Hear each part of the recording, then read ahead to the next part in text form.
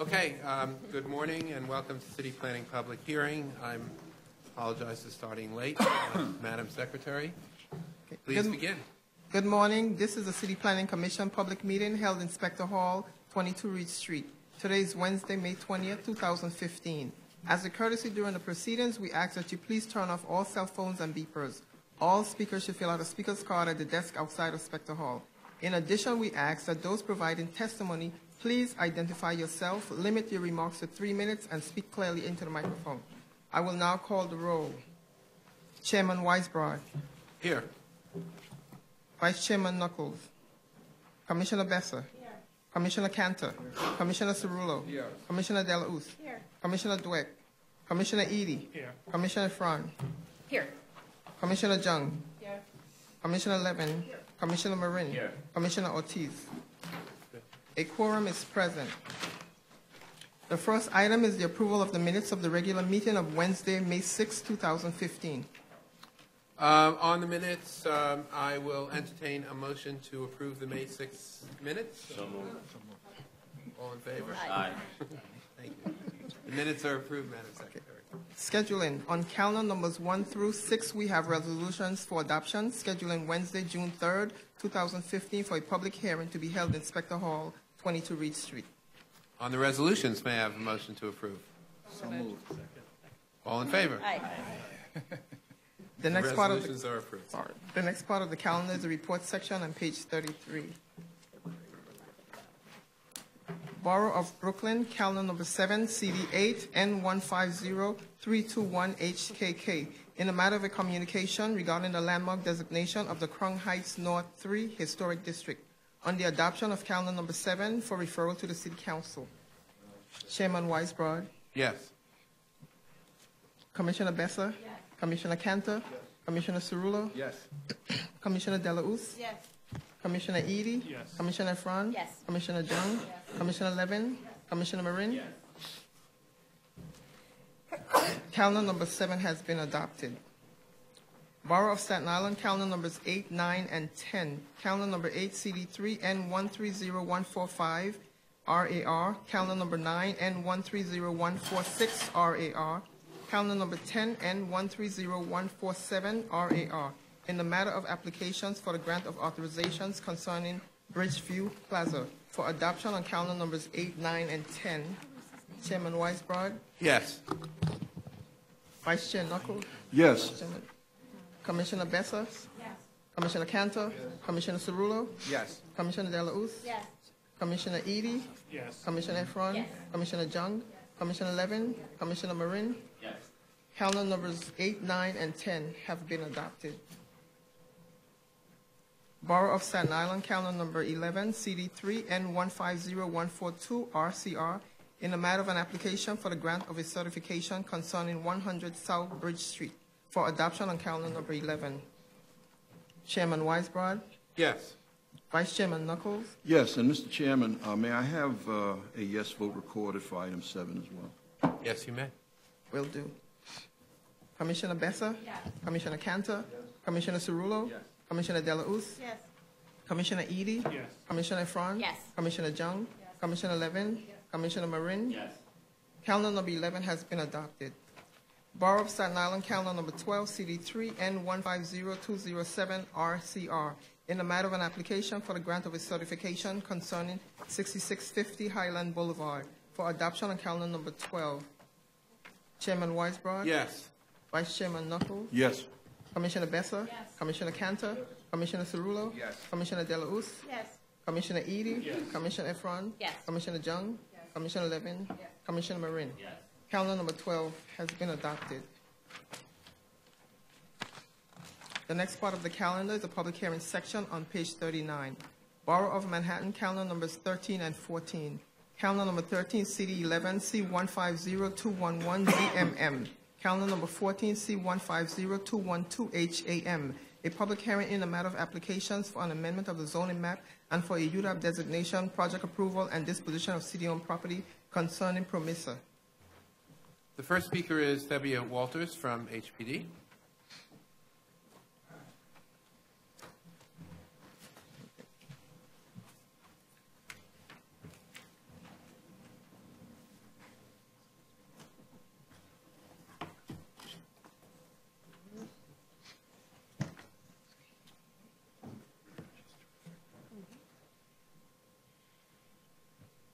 Good morning, Chair Weisbrod, Vice Chair Knuckles, Commissioners. Good morning, Ms. Walters. And before Ms. Walters starts, let me just say Ms. Walters is an old and frequent speaker before us, and she is the head of the Manhattan office of HPD, and this is her last hearing, at least for a while, from HPD, because she is going to be joining the Governor's Office of Storm Recovery. Yes, that's correct. And we wish you well, and we thank you for all the times you've appeared before us. Thank you. And welcome you today. Thank you very much. It's been a pleasure. And thank you for making me about to cry before I give my testimony. It's my pleasure to be here this morning to present the PROMESA project, which has recently been renamed Acacia Gardens. Acacia Gardens is a 179-unit affordable housing project, mixed use, located on East 120th Street and First Avenue in East Harlem. That will include community facility, space, and retail. The actions needed to facilitate this project are the disposition of city-owned property, UDAP designation and project approval, and a zoning map amendment to change the existing R72 district to an R7X district with a C15 overlay. The site is currently under the jurisdiction of the Human Resources Administration, where the existing building, there's an existing adjacent building, is used as a multi-service center. And around 2009, HRA and HPD agreed to release a portion of the HRA site that is used as a parking lot and a small extension of the building for the development of affordable housing that would include community facility space for services that would mirror what is currently provided in the multi-service center. The project is being developed under HPD's new ELA program, which targets extremely low and low-income affordability and is in line with the objective of the mayor's housing plan to target these income levels. This project also develops underused city-owned property and provides neighborhood retail opportunities and community facility space. We have a few speakers this morning who will discuss the background of the PROMESA team and their role in the East Harlem community. Speakers who will provide more details on the project's program and provide a walkthrough of the project's design. Thank you for your time, and I'm here to answer any questions. Thank you, Ms. Walters. Any questions for Ms. Walters? Ms. Levin. Yes, first, thank you for being here today, and congratulations on your next move. It's our loss, but hopefully the wider states gain. I have two questions. One is if you could give us an overview about who the development team is here and how they were selected by the city. Sure. And secondly, if you can respond to the one of the conditions in the borough president's recommendation about a deed restriction and getting language in the deed restriction that will ensure that the community facility space endures. Sure. So I know Raul Rodriguez will go into more detail about who PROMESA is, but I think the Acacia Network is an umbrella organization, and PROMESA is one of the organizations within, one of the groups in that umbrella organization. And they were selected because PROMESA is one of the operators, the operator of the multi-service center. And so when HPD and HRA were looking at underused HRA sites, what typically happened was the operator of the multi-service center was selected to be the developer or part of the development team for that site. So that's how PROMESA was selected for the site. And in terms of the deed restriction, so the community facility space, when we close on this project, there will be language in our deed and probably our LDA as well that would restrict that community facility space to such use. Okay, and that will endure for the life of the project? I think so. I can find out. I don't know if I've ever seen a community facility restriction in perpetuity, but I can check on that for you. There's usually a term, but I'll find out. Okay. Thank you. Ms. Delos. How are you, and congratulations on your next move. Thank you. I know you'll be missed. I'm just wondering, so speaking of length and terms, how about on the affordable housing side, especially since this is city-owned land? What is the term on the affordability for the affordable housing? And can you maybe the next speakers can also speak to what other members of the development team or what the development experience is that Promesa has. Okay. I can talk to the term of the affordability. So right now, the development team is seeking some competitive financing. I think it's slick, and you're definitely more competitive when you have a longer term. So we're pretty confident that it's going to be more than 30. I don't know the exact term. It may be around 50 years. And then the tax exemption, they're going for 420C, so that'll be able to, that can have a 50-year term as well, and then our regulatory agreement will match. I mean, I know oftentimes if it's a nonprofit developer, folks will voluntarily agree to longer terms. Right. Then I guess that's the other piece to this. I mean, I think that the Promesa team has a commitment to this project, to the community, to affordability, and so what we typically see is after the term, they will come back for another exemption to extend the length of affordability. Thank you. Any other questions for Ms. Walters? Mr. Knuckles. Congratulations, Tamia. Thank you. The affordability levels, AMI, are, again,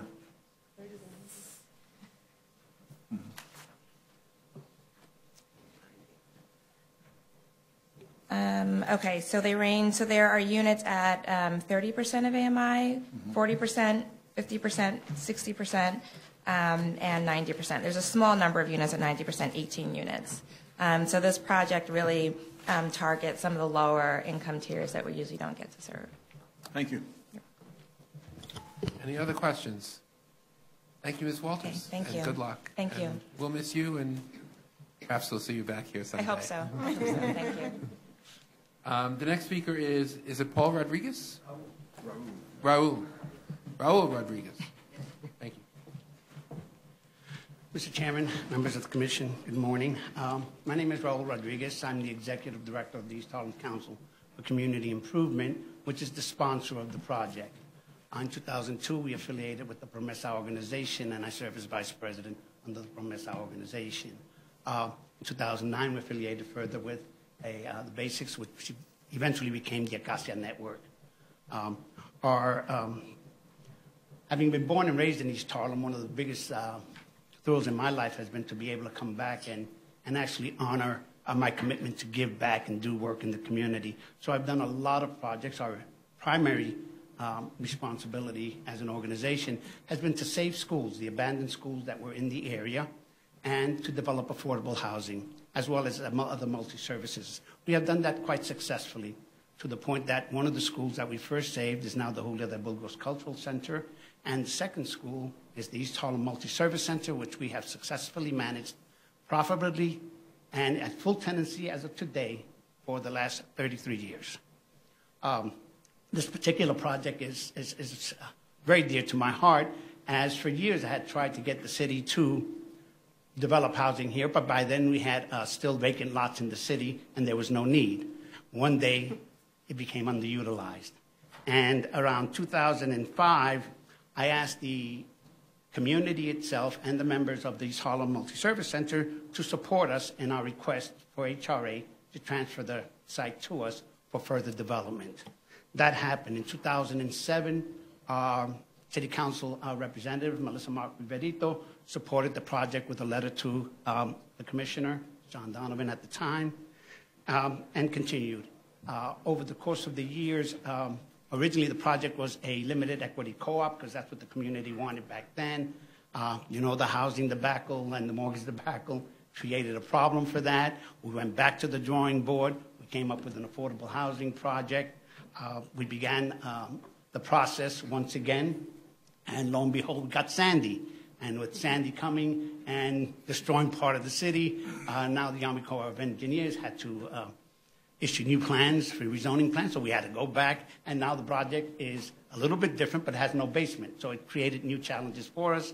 But we were able to get through all those hurdles to the point where I think that the community at large is very supportive and in need of this housing. All of our elected officials have provided both letters of support and a willingness to assist in any way that they can.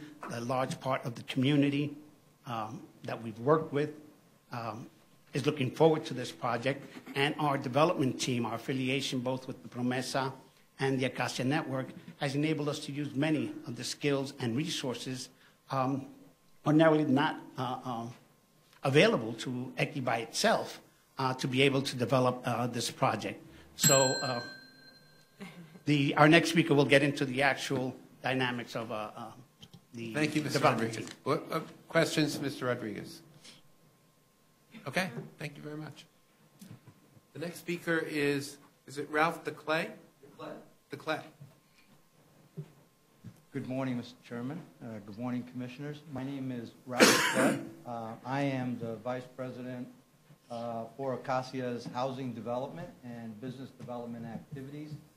I want to focus on this particular project, as Raul has described. Has been a project that's been a long-standing effort on behalf of many people that have been involved. We strive to complete a project that reflects the desires of the community in working with the community board and other members in the community to design an affordable housing facility that represents not only the interests of our development team, but the interest of the community. In that regard, we strive to achieve a LEED certification on the building. We are actively pursuing the active design criteria that have been developed by the active design team in the city of New York. And in that regard, we're creating, if you will, an environment for the tenants that is focused not only on active living, but healthy living. Part of Acacia's network of services includes primary health care. In that regard, we've tried to tie in health care and housing, which today is a major goal for many organizations and municipalities throughout the country. We believe that the services we offer as an organization and the capacity that we have as a healthcare provider, combined with our housing development activity as well as our portfolio of housing units that we own and manage, is the right combination to create what some other developers have created in the city of New York and throughout the country. And that is creating a housing environment that is quality living and healthy living to the extent that we can continue to provide these type of services not only from the Acacia network and the programs that we provide, but to create, if you will, a facility that represents the services that we offer as well as the commitment to developing in a sustainable manner as well as in a health and quality of life environment. We, as a developer, as an organization, we have done ground-up construction as well as gut rehabs. We participate in a number of the city's programs, NRPs that are gut rehabs of buildings that have been somewhat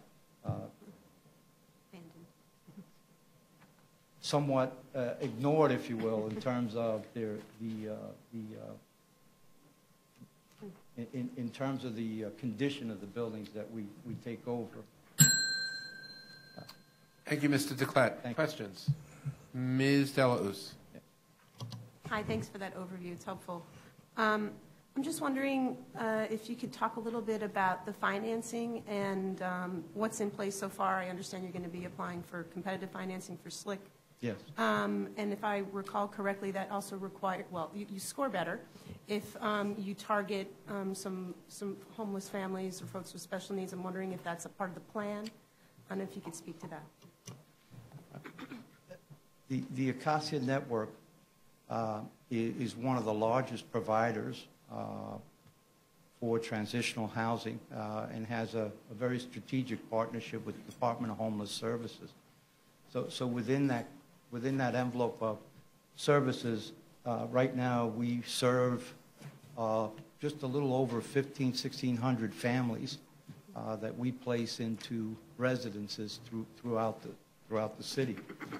And so our charter is really to place those homeless families in permanent housing to the extent that they meet all of the requirements and all of the criteria. That certainly is a mission of the organization and one which we would focus with this particular site as well.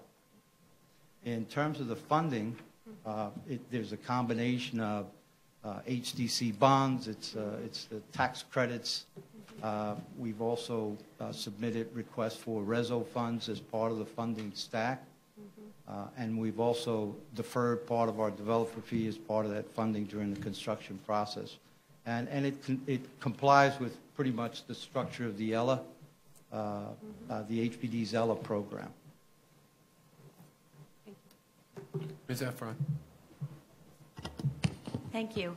Could you explain which group is responsible for which aspect of the development? I heard you mention that Acacia is involved in both the healthcare, which I assume is operating or services, and also construction. But where does Promesa fit into the development and management team, and where does the East Harlem group fit in? Both Promesa and the East Harlem entity are members of the Acacia Network. The Acacia Network is comprised of 40-some-odd affiliate entities that have joined the Acacia Network over the last 4 or 5 years. Promesa, as Raul pointed out, the East Harlem organization and Promesa spearheaded the effort to secure this particular site for development. Since then, the Acacia Network was created about 4 or 5 years ago. Within the Acacia Network, we have different entities that provide some of the services that I described. So in terms of our healthcare services, for the most part, come out of our Promesa entity.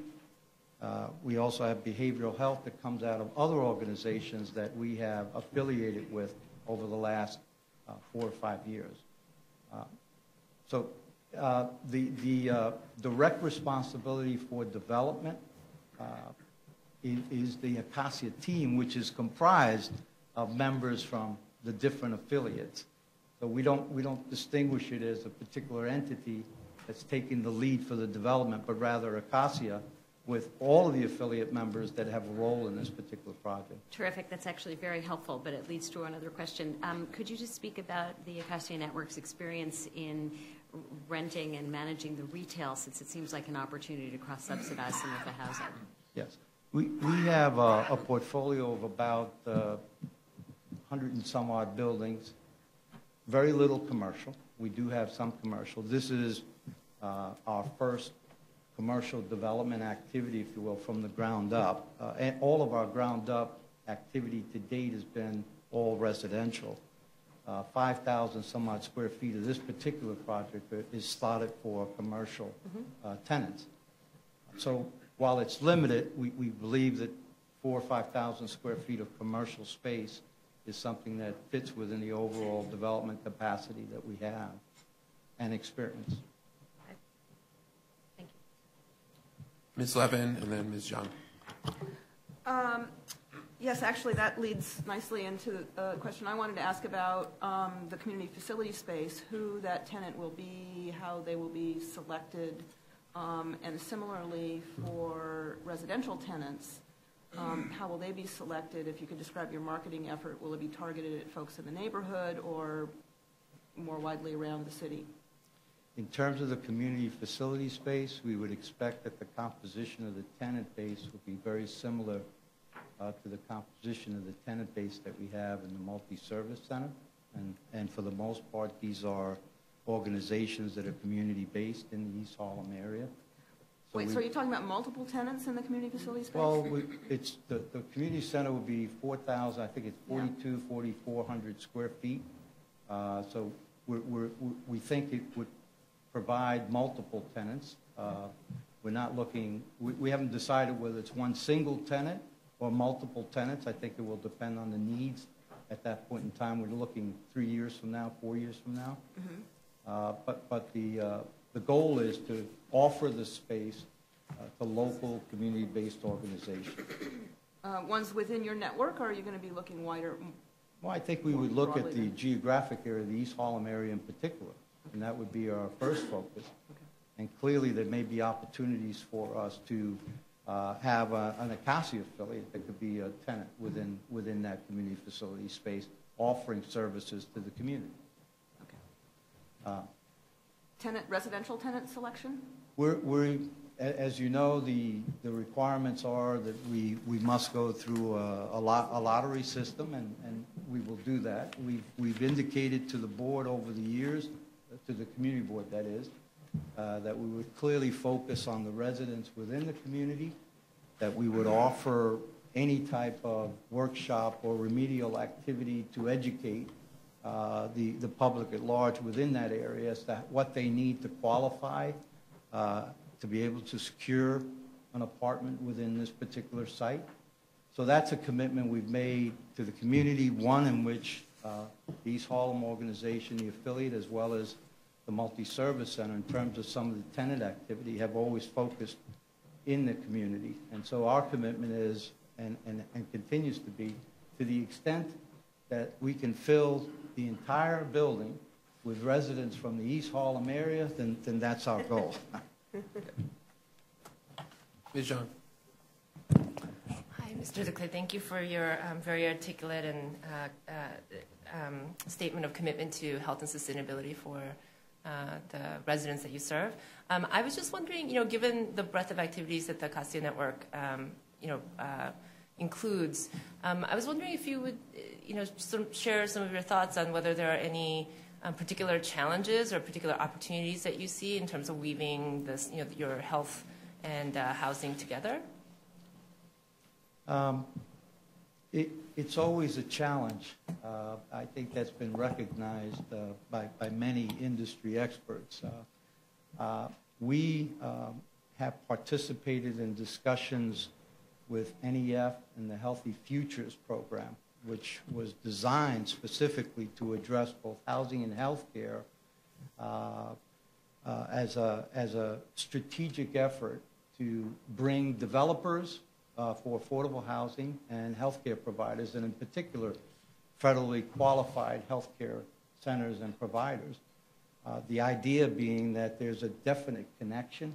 I think the initiatives that have taken place over the last couple, 2-3 years with respect to reduction in healthcare costs in terms of the MRT programs that have been developed, again, to reduce Medicaid expenses, I believe that we as an organization have the components that bring this together.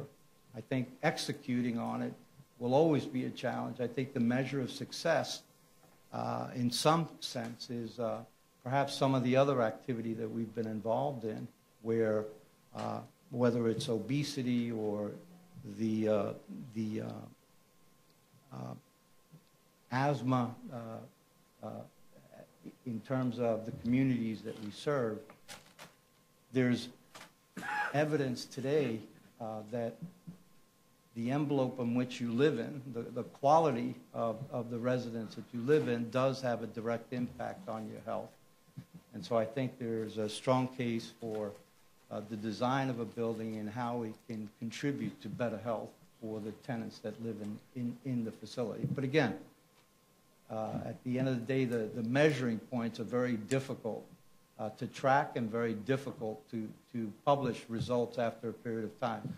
I think what we've seen is some studies that strongly suggest that if we're building residences, apartment buildings that are sustainable in the sense of the types of materials we use, non-toxic, and the quality of the ventilation systems within a building, that they all contribute to better health. But I'm not here to say I have proof of that. There's a challenge for us as a developer that there's empirical data out there that suggests that's the right thing to do. My gut tells me that's the right thing to do. And so I think that we've embraced the LEED certification process, the green communities, as well as the active design criteria that's been laid out by a number of industry experts. I hope that answers your question. Thank you. Ms. Delos. I just wanted to follow up a bit on Commissioner Levin's point about potential tenants for the community facility space, and perhaps these folks are already part of your network. But we're actually seeing quite a few applications right now for sometimes short-term renewals for ACS and DFTA funded senior and child care centers. And because of rising rents, in particular in your neighborhood and many neighborhoods across New York City, folks, the city's finding a challenge to find appropriate space. So one thing we would just ask you all to be open to, especially given how community-minded you already are, is to see whether or not there's a fit between those needs that the city has and your particular space that you have. It's a need that we recognize, and it's a need that we've responded to, not only in terms of senior housing. We're about to complete a senior housing facility in the Bronx that was from ground up. It's been identified as a major challenge for the entire city and the entire country in terms of housing, affordable housing for seniors and other services for seniors. We're also a huge supporter of the pre-K process, and we've negotiated, we're in the process of negotiating a new site for pre-K. The offices where I reside on 300 East 175th Street, the first 3 floors of that building are daycare for working families that need a safe and quality child care services. So we understand those needs, and we're providing those needs in the communities that we're in, and this would be no exception. Ms. Efron. Sorry, one more question. Given the new project's proximity to NYCHA housing and the focus daily on the condition of NYCHA housing, are there any plans to have services for healthy living that you're hoping to have in the building for your residents be available to the neighboring residents? It's a good question. We're all limited by space. I mean, we are designing a building that will have a gym facility for the residents of the property. We have open space that will provide a play area for children. We're close to the bicycle path on the East River side, so we're certainly encouraging that type of activity. I don't think we're looking at common space within the building that we're designing that will have a central program, if you will, that would be used by the outside public. It's pretty much geared for the tenants of the particular of the building. That's not to suggest that if there were programs or workshops or other type of activity that we would undertake on the property, we would certainly look to opening that up to the public, including Wagner residents. But there is no specific space in the design of the building that's sizable enough to encourage a type of activity where we bring in a high volume of people. Thank you. I have a couple of questions also and actually a suggestion. Do you know exactly, I may have missed this, but exactly where the community facility space will be located in the building? Yes, and I think when our architects have an opportunity to present, that they'll lay out boards that'll show that a little bit more specifically. Well, there we go. Is that ground floor space or is that upper story space? Ground floor? Yes. Just want to underscore what my colleague said, both about the potential for daycare at senior citizens facilities, but also just to follow up on what Ms. Young said about health related activities. There's a very active collaboration now in East Harlem between the New York City Health Department, the New York State Health Foundation, and several other East Harlem related or neighborhood but also quite significant health organizations on health in East Harlem. And as I'm sure you know, the department here has been very actively involved in design guidelines for healthy space. So I would urge you to get in touch with that consortium, which is now gearing up, very active in East Harlem, and quite committed to improving the relationship between the built environment and residents' health, which is certainly a big issue in East Harlem. No, and welcome that information. We would certainly pursue that. Again, we're looking to collaborate wherever the health care and the housing components could be brought together. No. Any other questions from Mr. DeClatt? Thank you very much. Okay, thank you. The next speaker is Christine Hunter.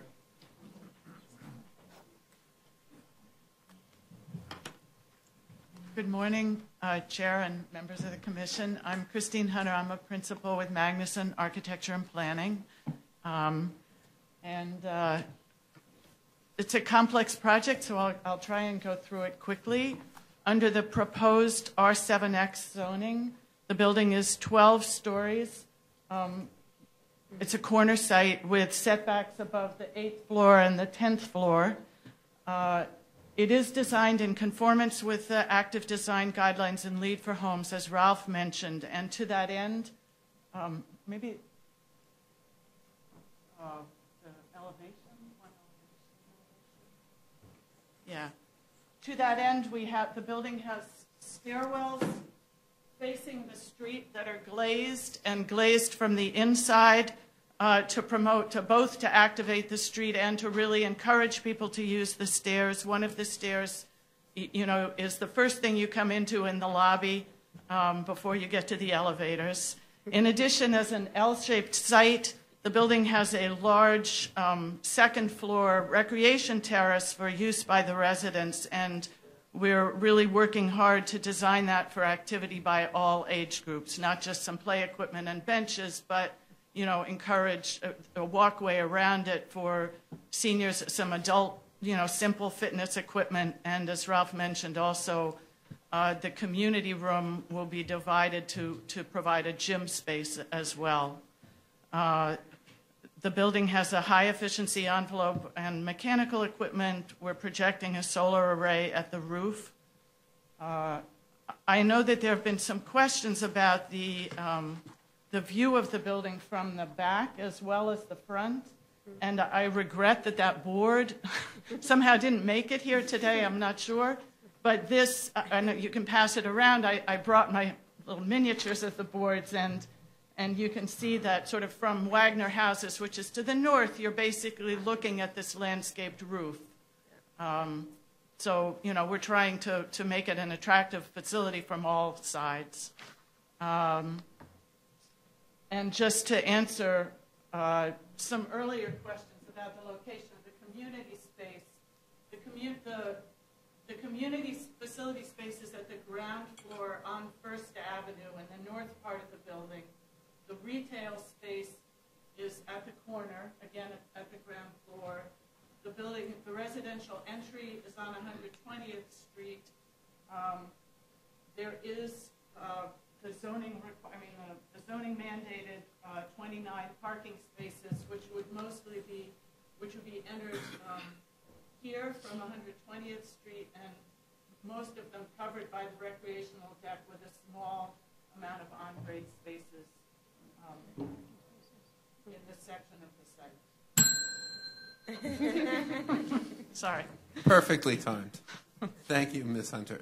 Questions? Ms. Levin.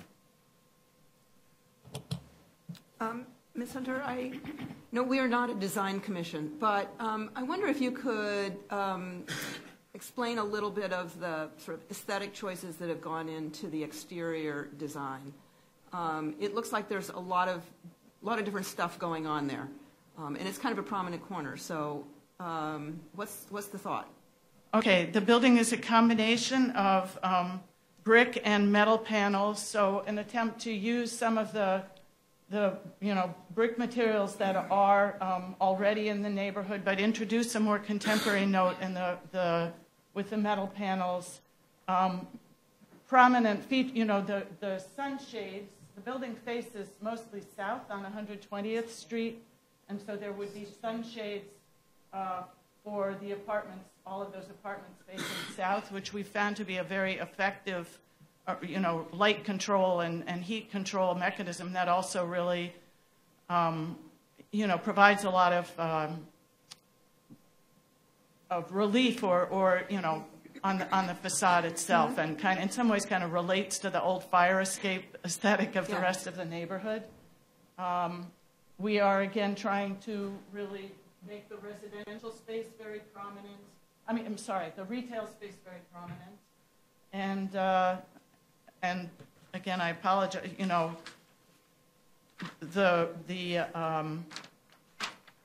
The exterior second floor deck faces largely north and east, and so, to lighten the building on the back side to really, where it is going to be shaded a lot of the time. Mm-hmm. Okay, so the spaces that are shown in the lightest color, are those the metal panels? Yeah, these would be metal panels. The rest of the building would be masonry. Actually, this would be cast stone in the same tone as the metal panels, but just to provide a tighter, more constructible envelope, we would keep this as masonry and the panels around the top. Ms. Deluz. Hi, Christine. How are you? Hi. I'm wondering, so you mentioned the parking spaces, so I have to ask. And perhaps, I don't know if you're the right person to ask, what is the anticipated demand for parking, considering, I'm wondering about the AMI levels and the demand for parking and whether or not that's a good use of space. And I'm just wondering if that was a discussion at the development team. I would have to say the building is designed to be as of right. And so the parking is, the minimum as of right parking. At the same time, I would say that this site is not the most accessible to, although it's a very prominent site, it's quite a distance from the subway. I know there is bus service in East Harlem, but I would anticipate that there may be tenants who at whatever income level, who need some parking, some access to cars for work. But that's sort of as much as I could say. I can't tell you. Well, just to follow up on that,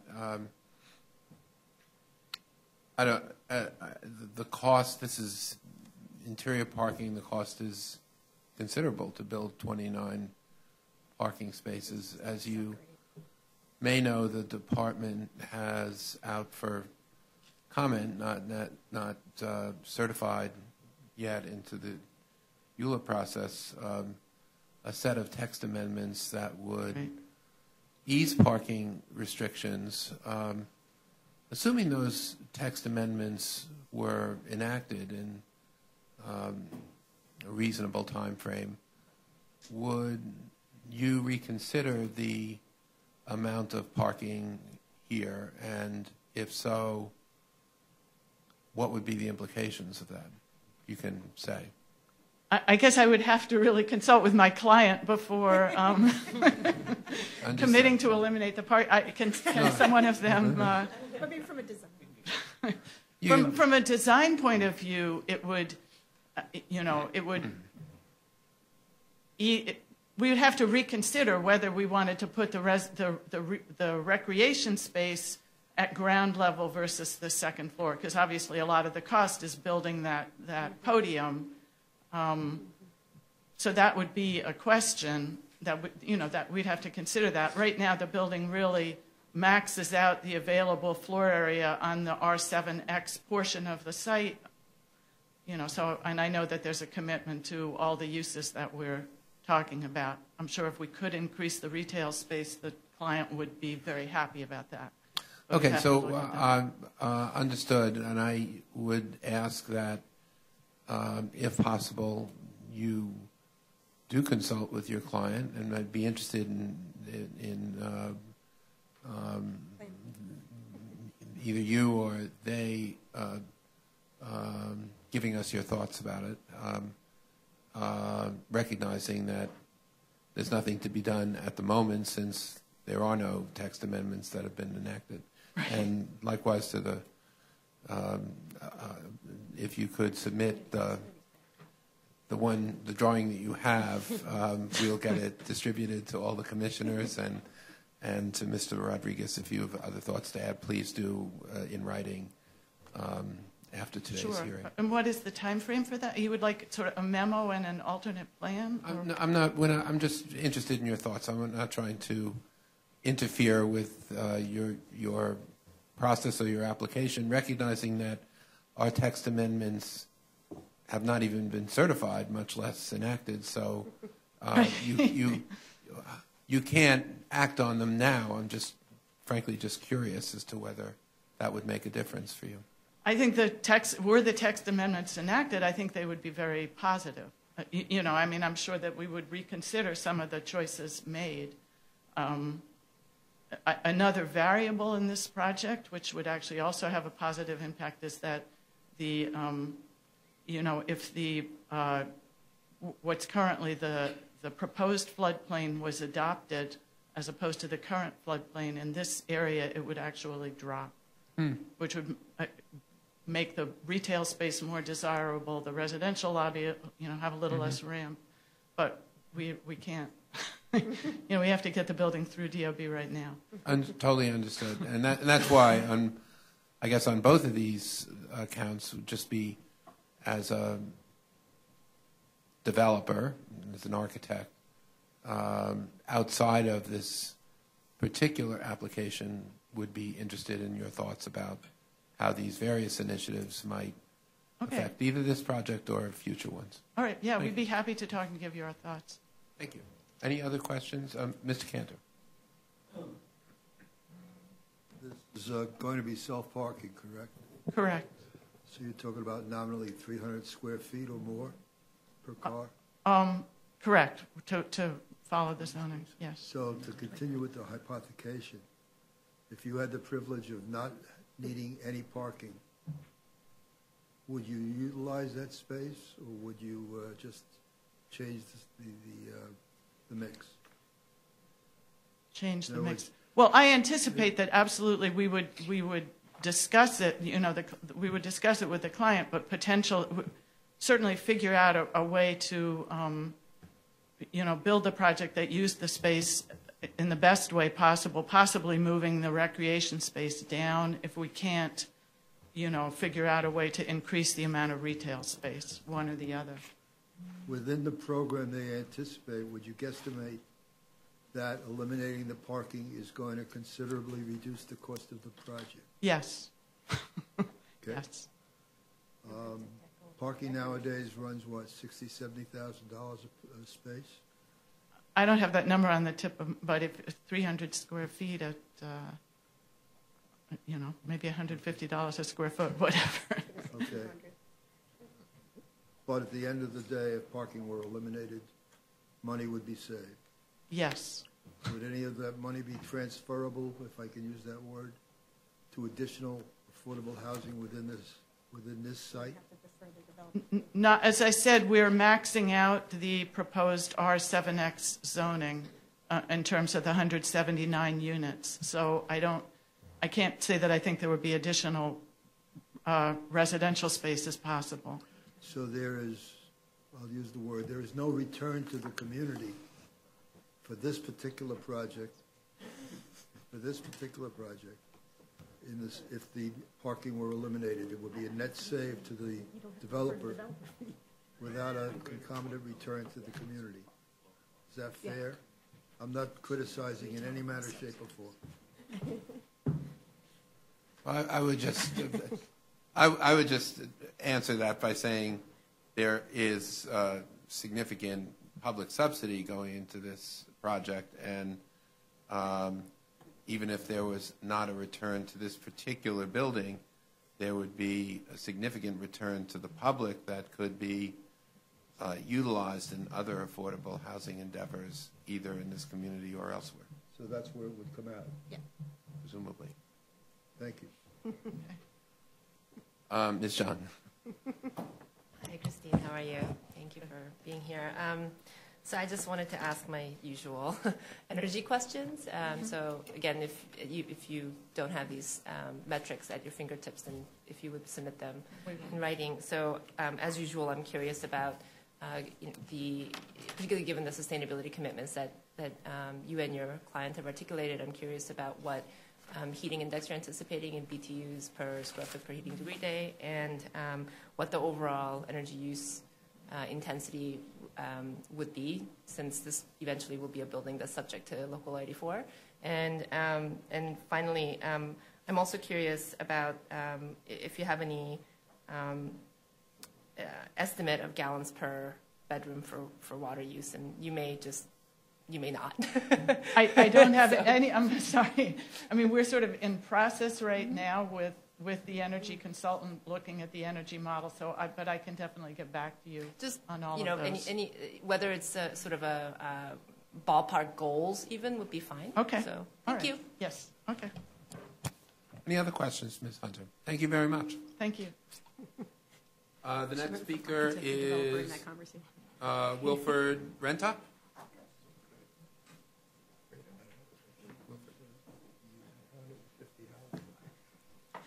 Good morning, Mr. Chairman, Mr. Vice Chairman, and Commissioners. My name is Wilfred Renta. I am community member of East Harlem. I'm also a member of the Acacia Network board and also outside board. I'm here to support the project. This project not only is in line with the mayor's initiative for affordable housing, but it also protects the community residents of East Harlem. One of the sad remarks that my neighbors tell me is that they're all concerned that their children will not be able to live in the neighborhood that they grew up in. This, by providing at least these 179 units, it can ensure that some of our community residents can remain in the community and also promote the wellness of our community by not having people being transferred or moving out. East Harlem right now is going through a period where there are many additional housing built, but they're not within the range of our community's financial ability. Some apartments are running for about $3,000, $4,000, and a lot of our folks are being misplaced. Again, just as a community residents supporting the program. Thank you. Thank you, Mr. Renta. Any questions for Mr. Renta? Ms. Efron. Thank you for that statement. It's important for us to hear from community residents, especially those so knowledgeable about the project. Do you have a sense of what's needed in retail for the community? This is an opportunity for some in-place retail. In any of your nonprofit capacities, have you heard what's neted, or are you sharing them with Promesa on the case? You know, it's interesting because a lot of our folks are seniors. What they require is some type of medical help, whether it's a dentist's office, particularly some aftercare programs. Our folks are not interested in Starbucks or Gaps. They need some help, and a lot of it is in health. Thank you. Any other questions, Mr. Renta? Thank you very much. My pleasure. Next speaker is Lucienne Reynolds from the Manhattan Borough President's Office.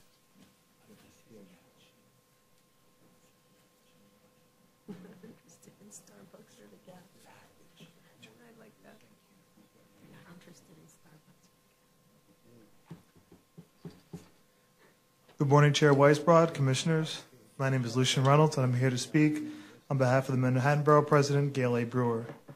This project is the result of years of work and resolve from the East Harlem Council for Community Improvement, the Acacia Network, and HPD. It has survived the financial crisis and the resulting recession, as well as Hurricane Sandy, which required a redesign to conform to new flood-resilient building regulations. The result of the extended project design period is an impressive number of affordable units in the East Harlem for East Harlem residents and New Yorkers. The project meets the findings for UDA and UDAP designation as the expensive surface parking lot that presently dominates the corner of East 120th Street and First Avenue, deadens the street and creates an environment that passers-by are quick to avoid. As proposed, the development will serve as a transition between several neighborhood elements. By replacing a surface parking lot with a 179-unit residential building with ground floor retail and community facility space, the development team will extend the liveliness of First Avenue northward to connect to the community that resides, the Wagner houses. The expectations from AHRA regarding the amount and usage of community facility space were reasonable. During the office's evaluation of the proposal, it was determined that the amount of community facility space proposed at certification fell slightly below the floor that was established in the 2009 letter from HRA, which I provided. Given the complexities of the project, it is understandable that some of the details may have been overlooked. The development team was notified of the discrepancy, and they were able to quickly modify the layout of their tenant parking area to accommodate a modest expansion of the community facility space from 3,920 square feet to 4,334 square feet, thus satisfying one of the requirements set out in the letter. The applicant should submit a revised application to memorialize this change.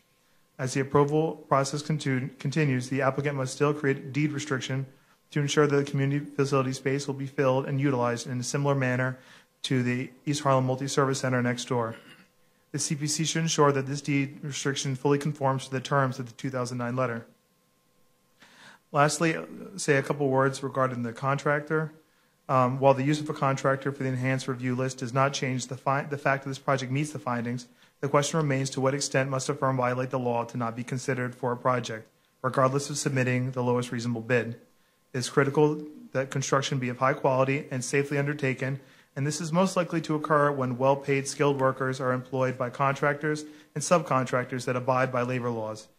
In addition, when the city undertakes the construction of affordable housing, the construction of such should not exacerbate rent burdens for the target population by paying these workers less.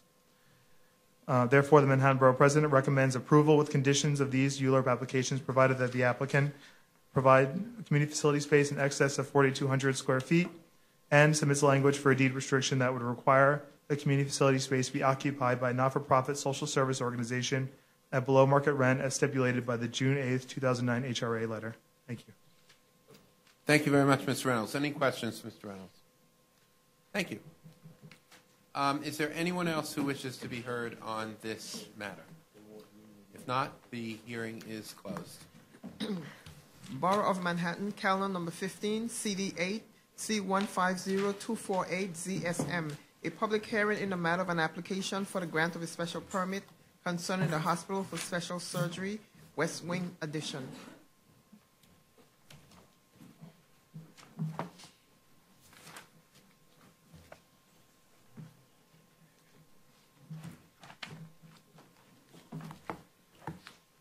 The first speaker is Risa Kaufman.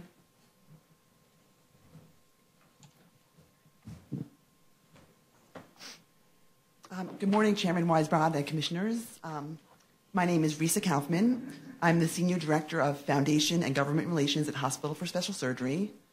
Thank you so much for having us here and for considering our application. I'd like to speak a little bit about the need for our project, and then Melanie Myers will speak to the technical aspects. HSS is recognized as one of the leading institutions in both orthopedic and rheumatologic research and care, and has faced a nearly continuous demand for additional facilities. Over the past decade, HSS has increased the number of procedures conducted at the hospital by 77% and has increased its staff by 95%.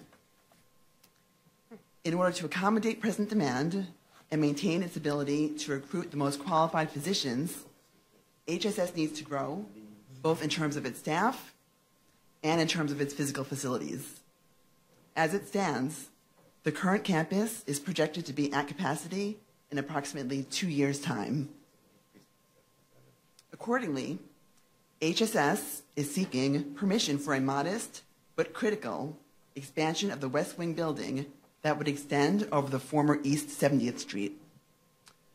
The expansion would add 3 operating rooms and essential implant storage and pre-op support space to its West Wing, allowing HSS to respond to pressing demand for its services and allowing for approximately 2,500 additional surgeries to be performed over the course of a year. The expansion would begin on the 3rd floor of the existing West Wing and would extend upwards for 4 floors. The 3rd floor would add offices and examination rooms for pre-op care.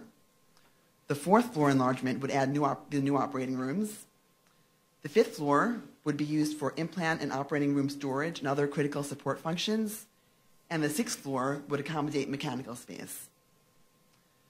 The proposed addition would not be readily discernible except in the immediate vicinity of the development site. Presbyterian Hospital Star Pavilion already spans the former roadbed to the west of the development site, blocking views from the west toward the river. Accordingly, the proposed expansion will have a minimal effect on the surrounding areas.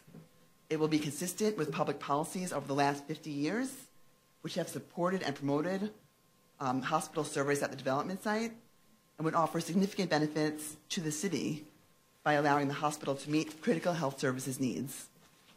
Thank you so much for your time and your consideration, and I'd be happy to answer any questions. Thank you, Ms. Kaufman. Questions? Ms. Deluz. Hi, how are you? Thanks for being here. Thank you.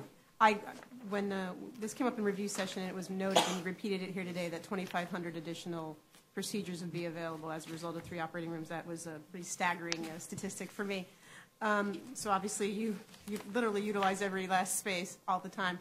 So I'm just wondering, and you said that in general that you all are looking to grow. Do you, can you share any additional projected physical growth that you all are thinking about in the future in addition to this particular piece?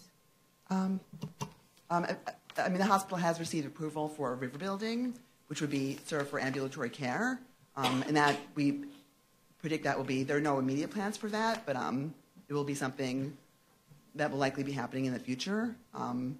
The hospital also has a hub and spoke strategy where we're making services available to people closer in their communities. Mm-hmm. So we have an office on Long Island, recently opened a facility in Stamford, Connecticut, as well as in Paramus, New Jersey. And the hospital, is currently, we'll be renovating our research building, moving that to a Cornell facility on 71st Street. And then our current research building, which is directly next to the hospital, will be transformed into an ambulatory care facility. Thank you. Mr. Knuckles. Thank you.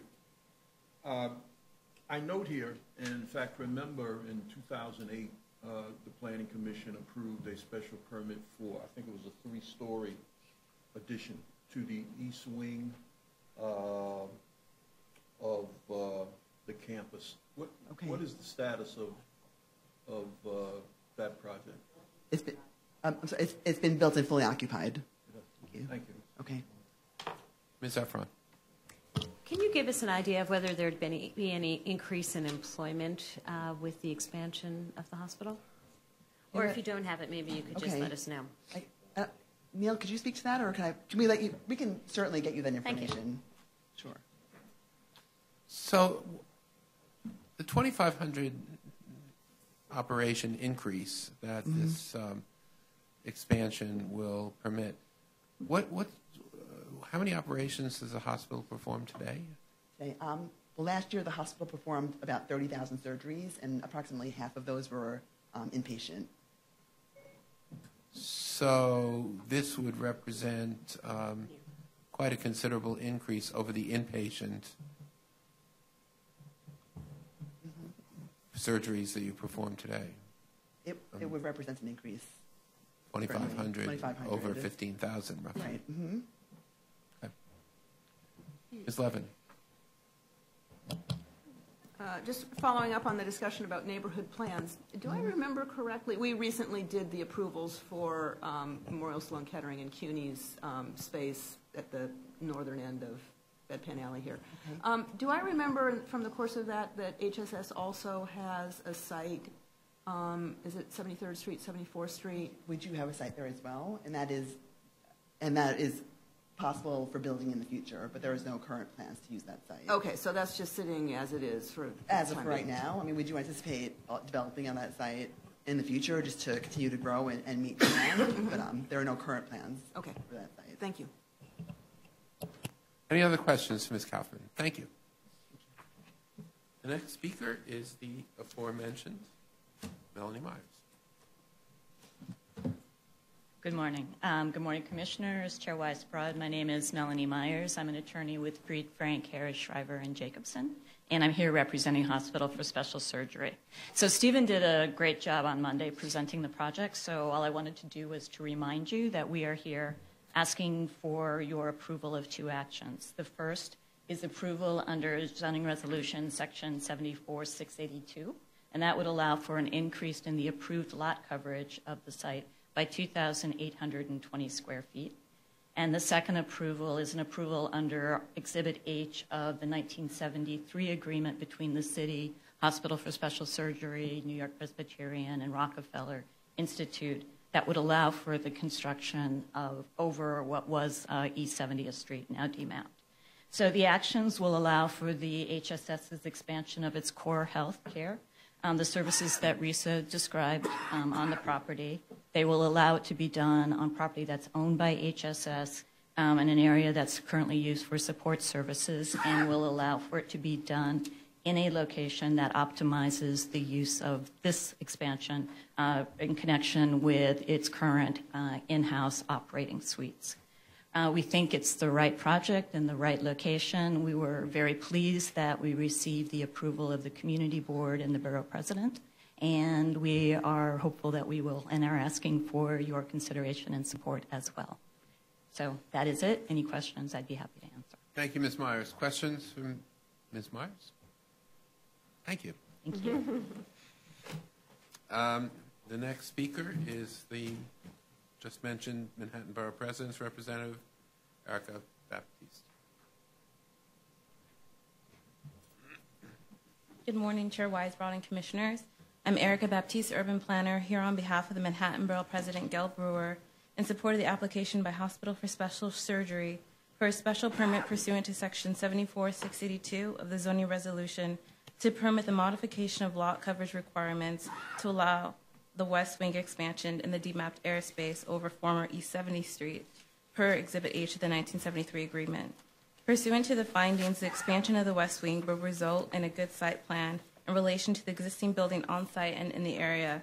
As was previously stated, the special permit requested is for a relatively small increase of the building footprint, and the view of this expansion will be blocked from the west by the enclosed pedestrian overpass and 12-story star building extending over the former East 70th Street.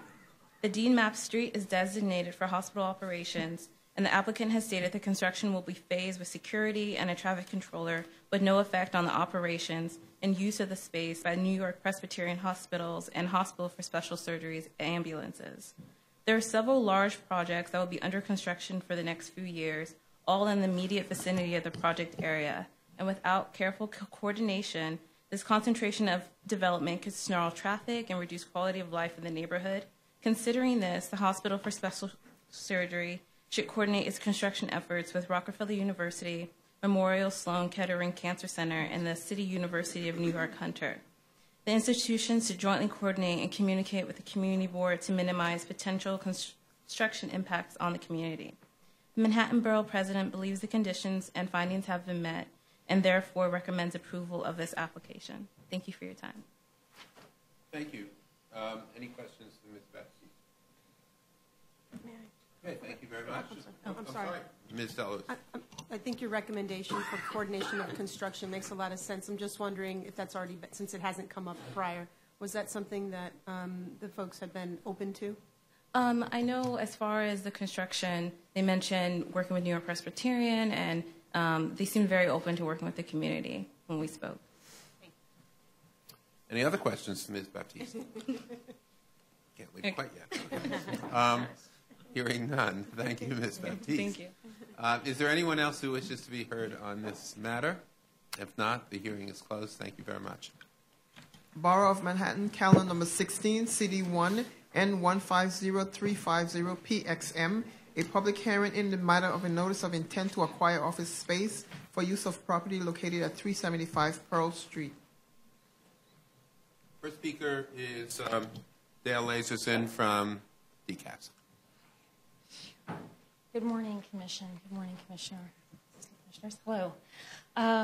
As mentioned, I am Dale Laserson from DCAS Asset Management in the Leasing Group, and I am here to present to you the proposed project of securing approximately 17,000 square feet of office space here in Manhattan at a building located at 375 Pearl Street, which you may be very familiar with. It is the very large former Verizon building located on Pearl. The building was formerly a data center, telephone switching station, and it is being repositioned, repurposed to maintain data center use on the lower floors, but the upper floors as condominium office and other administrative function use. The proposed project is for the New York Police Department's Federal Monitoring and Inspector General Program. It's the 22nd floor, excuse me, the proposed project is for approximately half of the 22nd floor, about 18,000 square feet. The Federal Monitoring Program, Inspector General Program, has been court appointed to provide a comprehensive review of the police department's practices with the intent to enhance the effectiveness of the police department and improve the safety of our citizens, increasing public safety, and to protect civil liberties and civil rights, and ultimately enhance and better community relations between the police department and the local communities. I can answer any real estate-related questions if you have them. And also, I believe that a representative from the Federal Monitoring Program was to be here but may not be able to attend. So I will do my best with the information that I know to answer any program questions that you may have. If I'm not able to answer them, I will certainly get you answers. I do have a question, Ms. Lazarson. Do you happen to know what 375 Pearl Street now is, I assume, a resource that the city is looking at for this kind of use and for general administrative and office? Yes, we happen to know what the vacancy rate is there now? I can't give you a percentage. What I can tell you is 32 floors of just a little over 1 million square feet. The first 13 floors are for the data center components. The upper floors are for the office, as I mentioned. Of that, the office space is about 630,000 square feet. I believe that just a few tenants have signed up, maybe less than 100,000 square feet, so it's a pretty significant vacancy. We're certainly looking at it. The offices, however, I believe are condominium, so that'll be a real estate transaction issue for folks looking at the space. I'm sorry, could you repeat that? The offices are condos. It's a condominium office space. The office component is condo, yes, or yes. Each individual unit is condo? I believe that not necessarily each individual unit, they may be combined units, but it is marketed as condominium units, yes. But I assume the city here is renting space, not yes. buying space. Yes, correct. That's right. We would be leasing the space from a condominium owner. Yes. Oh, from an individual condo owner as opposed to the yes, so owner of the building. Thank you. Yes, Verizon owned the building. They sold it. However, they did maintain some ownership by condominium ownership in their spaces and in some of the data center spaces. So an organization as SABI actually bought, I believe, the majority of the condominiums for the office space, and they are now subsequently leasing it. Yes. And are you looking at that particularly for potentially other police-related units? Right now, it's on our radar for this particular program, and which is a program that will apparently is going to be growing considerably over the next couple of years based on its activities and the supporting agencies of the NYPD that will be located there for the program. So, for example, the risk management group that supports this program. For other requirements, whether it's for the NYPD or other city agencies, we will certainly look at this building in supply if and when it would fulfill a requirement. Thank you. Any other questions? Ms. Delos. Hi, Ms. Lazarson. Hi. Excuse me. Hi, how are you? Good. Can you just share a little bit, and maybe I missed it, the length of the lease? Oh, yes. No, I'm sorry. I didn't touch on it. And I'm a little nervous. The other question I had, honestly, was they're going to be adding a lot of windows, I hope, right? Yes, you are not the first to ask that. Yes, so I apologize. Yes, so the proposed project is a 20-year lease. There is a city standard termination option, but it is proposed to be for 20 years. Okay. If you have not toured this building, it's an interesting tour. There actually are windows. Ah, okay. Yes, in fact, every now and then, if you look up, you'll see those really brave window washers. That's exactly what they're doing. There are windows. Okay. Yeah, some of the space is interior, but primarily along the common area, walk areas from elevators, there are windows. Yeah. Okay. Any other questions to Ms. Lazarson? Thank you very much. Thank you. Ryan Wynant from the NYPD, is he the... No questions. Will you be speaking? Anyone else who wishes to be heard on this matter? Okay, if not, the hearing is closed. Thank you. Borough of Manhattan, calendar number 17, CD1, N150351 PXM. A public hearing in the matter of a notice of intent to acquire office space for use of property located at 90 West Street. Welcome back, Ms. Lazarson. Seems like you never left. Okay, so once again, I'm from our asset management group, DCAS Leasing. I'm here to present to you a project for the New York Police Department's World Trade Center Command substation. The project is to secure approximately 3,000 square feet of ground floor space located at 90 West Street. This is a relocation of this operation, which currently operates from 130 Cedar Street. So being familiar with the area, this is less than 50 yards. So from a real estate perspective, the transition will be seamless. There should be zero impact. The operation there today will just move over down the street. The current building where the police department is operating, we need to vacate by the end of the year. The owner of that particular building, the upper level of it is a hotel, and he's repositioning the ground floor. The particular project is proposed for the space that used to be the ticketing office for the World Trade Center, and it's now dark, and so we are proposing to convert it to this substation, which will be general administrative use only. It's really for a landing station for the foot patrol of the World Trade Center campus. Officers will come and go, taking breaks. They may use it as a secondary command center for emergencies. There will be no overnight lodging. There's break room. You know, it's basically a rest stop and for some emergency meetings if needed, and et cetera. The majority of police activities, however, for the Trade Center campus will be run from the first precinct. The lease term proposed here is 10 years.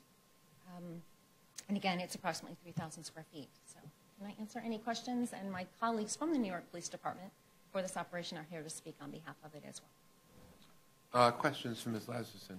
Ms. Efron. Hi, it's on the ground floor of a large residential building. Has there been any outreach to either the tenants, or have you been in contact with the managing agent or owner of the building? Yes. To hear how the tenants have reacted to this? Yes, absolutely. I myself, no. However, this particular transaction has been heavily dialogued, if you will, between DCAS Leasing and the owner of the building. In fact, senior representatives from the New York Police Department also met with the building ownership to describe the operation, and the building ownership accordingly, I believe, has made certain that the residents are on board with this. I will offer that this is not a condominium building, so it's a little difficult to have dialogue with each one of the residents. It is a residential rental building. And there's approximately 410 units or so. But again, the operation being so close and right in the area, we don't expect any disturbance to the building or to the residents, and it does have a separate entrance. Thank you. Ms. Levin. Yes, Ms. Lazarson, I wanted to follow up on the, how this operation will coexist within the building question. It's in a beautiful old landmark. Is it landmark building? And the streetscape there is an important element of the building. I imagine that the NYPD needs to maintain, has its own security requirements for the space. But how will it look from the outside, and is care being given to providing a pleasant experience, streetscape experience for passersby without compromising NYPD's requirements? Right now it has black film over it. It's really ugly. I hope they can do better than that. Yes, so I will speak to this as much as I can. We're currently in the design and development phase. What I will say is I don't believe that there's going to be any compromise to the integrity of the landmark facade status. I expect that the space will simply have the glass frontage with the appropriate NYPD, perhaps window decal, etc. But I don't believe that there's going to be any material change to the facade other than when it opens for business. It will be clearly open for business. I think right now, given that it's a dark space, it is the appearance that you're referring to would suggest that it's dark. Yeah. So, but again, we don't expect any material change from what you see now on the street from where they are at Cedar. Mm-hmm. Really, I believe it actually is on Cedar. The entrance is just on West Street. I can find out more specifically about the design detail of the exterior, but again, as a landmark building... Well, it does kind of go beyond our inquiry here, but yeah, I would urge NYPD to pay particular attention to the streetscape experience, given the importance of the building. Absolutely. And, if you're going to black out the windows, do it with, some white material that lightens things up and gives the appearance of some activity, even if... I don't think, actually, I'll speak to that, and then also the representatives from the police department may be able to elaborate. I don't believe their intention is to black it out. In fact, to recognize the presence. Oh, good. This, as the World Trade Center Command substation, the presence has a significant intention for anti-terrorism, and there's a safety component, if you will, the perception, of the police presence is welcome, and I think that the glass will be clear, right? Transparent. Fantastic. Yeah. I think that's so much better. Don't quote me on that. Again, I believe we're in the design development phase, but that would be consistent with the intention of the operation. Okay. And that would be consistent with a good experience from the outside. Yes, and I can certainly follow up. This may be more directed to the NYPD, but I appreciate the fact that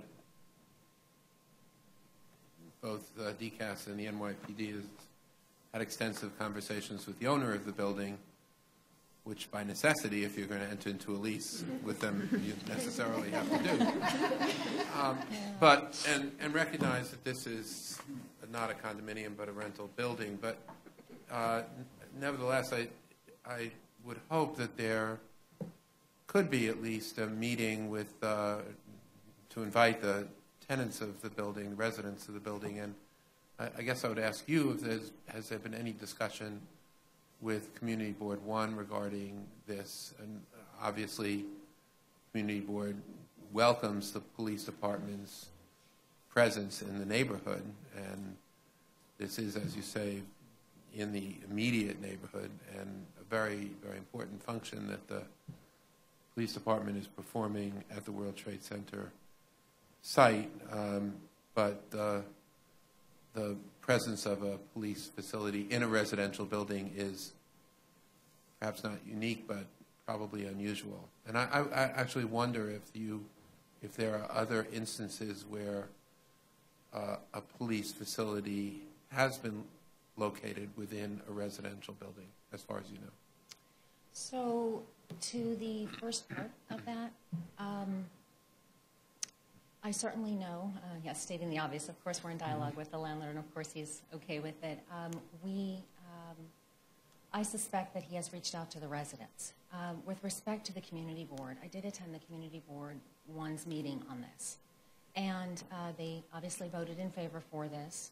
They did express some very valid concerns, not dissimilar than the ones that you just mentioned, just to make sure that everyone's on board with this, and that if there are any particular concerns, that they're addressed in a satisfactory manner. At this point in time, the dialogue has not evidenced any showstoppers for the residents between the owner's dialogue and the resident dialogue that we did not participate in.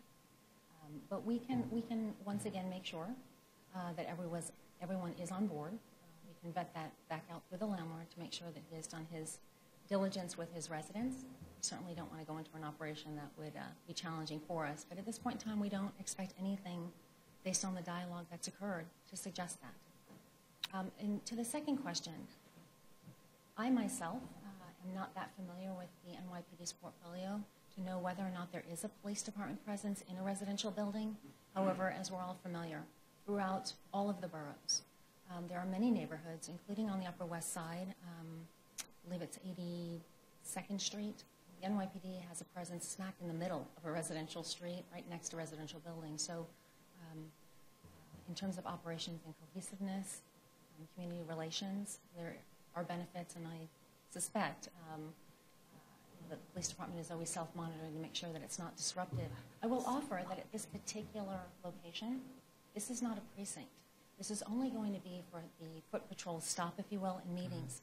Any more formal, for lack of a better way to describe it, police activities will be managed out of the first precinct, located on Varick Erickson.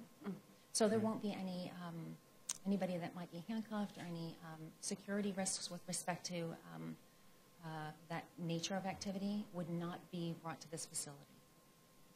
Right, and this will be a 7-day-a-week, 24-hour day It will operation, right? It will be, just because of the intended purpose in patrolling the World Trade Center campus, which is quite large. But again, this is not necessarily a facility for any overnight lodging. That's not anticipated. It really is just 24/7 based on shifts. And I believe that the actual police force assigned to the location may be about 40 people coming and going full-time. Thank you, Ms. Lasterson. Carl? Oh, I have another example for you, which is the Two Trees project on 53rd Street has in its base the stable for the mounted unit that serves Times Square. And I went by it yesterday, and it's fabulous, and it's beautiful. And we had a developer who was willing to build a stable in a residential building. And the community was thrilled to have him there. Stable isn't a step above. That's right. So if you could take a stable, you could take this operation. And a police stable, no doubt. That's right. Without the environmental challenges. That's right. It even smelled pretty good. Any other questions for Ms. Lasterson? Okay, Deputy Inspector Kevin Burke. There are stables in Buckingham Palace. Good morning. I'm the commanding officer at NYPD World Trade Center Command. I'll be happy to answer any questions you have. I have no specific comments. I do have a couple of questions. One,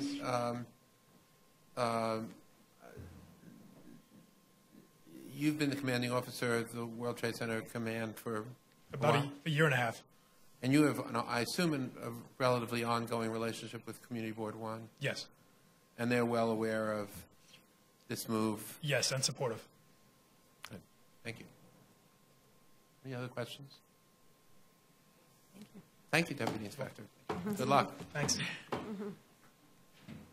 Is there anyone else who wishes to be heard on this matter? If not, the hearing is closed. Thanks. Borough of Queens, calendar number 18, CD7, C150173, PPQ. A public hearing in the matter of an application for the disposition of one city-owned property concerning S&L Aerospace Metals. So the first speaker is Rob Holbrook from the New York City Economic Development Corporation. Mr. Holbrook, welcome. Thank you. Good morning, Commission. Chairman, my name is Rob Holbrook, Vice President of Planning at New York City Economic Development Corporation, representing the applicant, the New York City Department of Citywide Administrative Services. I am followed by Tracy Bell, EDC's in-house expert on environmental mitigation of hazardous soil conditions, representatives of S&L Aerospace, and Susan Goldfinger from EDC's Real Estate Transaction Services. As a result of an open RFP issued in 2012, EDC is excited for this opportunity to bring over 20 new quality jobs to College Point Corporate Park by allowing a long-established Queens business the opportunity to expand. Chairperson, as you mentioned, these are the ideal types of jobs that we want in our city. S&L is a high-tech manufacturing company, an employment sector that is endangered and rare in our economy. This ULIP action would strategically dispose of city property, provide quality jobs consistent with our industrial policy. The surrounding community and all of the elected representatives have given clear and strong support to S&L as the intended purchaser of the northern portion of Block 4317, Lot 1, contemplated in the ULIP disposition approval under discussion today. I would like to address two issues which have been raised by Community Board 7 and Borough President Katz: the timing of an ongoing environmental remediation in the area and the replacement of the asphalt plant on an adjacent property. Please note that these issues are at most peripheral to the ULURP application and project under consideration today. First, in 1998, the failure of a fuel storage system on the site registered to Co-Fire Industries, a DCAS tenant, resulted in an oil spill. My colleague, Tracy Bell, will further address that ongoing remediation. The RFP disclosed the status of that remediation. SNL is well aware of the remediation work and the DEC mandate on RJR Realty, the landowning affiliate of Co-Fire Industries. They will speak to their understanding in their testimony. To give some context to the second issue, in 2012, pursuant to a separate ULURP approval, DCAS and EDC contemplated a land swap with RJR to create two regular parcels, one for the city and EDC to RFP, and the other for consolidation of Co-Fire's asphalt plant on the southeast portion of Block 4317. EDC is in regular contact with Co-Fire Industries and receives status updates on their new asphalt plant that RJR plans to build on their land. The latest updates state that they have purchased equipment and anticipate a completion date of second quarter 2016 pending new building permits. We sympathize with the community board's frustrations regarding the pace of remediation and the construction of the new asphalt plant. However, we feel strongly that SNL Aerospace is a model company that we, the city, through this ULURP application, should support SNL's plan to reinvest in their community and create additional high-tech manufacturing jobs. Addressing other questions from the pre-hearing, we have provided the Queen's Office with copies of the DEP stipulation controlling the mitigation process. DEC has confirmed in an email and in writing that they believe Co-Fire is acting in good faith towards resolution of that stipulation, and there have been no DEC or city-regulated environmental violations by Co-Fire in the past 5 years. Finally, addressing a question in the community board raised, we have confirmed that Co-Fire Paving Corporation, a different subsidy of Co-Fire, did file for bankruptcy and has since been dissolved as an entity. The DEC stipulation and legal documents pertaining to these transactions are with RJR Realty, the real estate holding company for Co-Fire Industrial that holds other assets, that also holds other assets in Queens, which would be subject to the stipulation. Thank you, Mr. Holbrook. Questions? Mr. Knuckles. Mr. Holbrook, could you speak to the number of jobs that would be created with this expansion, and if you know the level of outreach that the employer would make within that immediate community? We've said 20 plus, over 20. I'll let the SNL, who's represented here today, speak to their process for hiring. Okay, thank you. And we understand that most of their current employees are from the area, Queens and parts of Long Island. Mr. Cantor.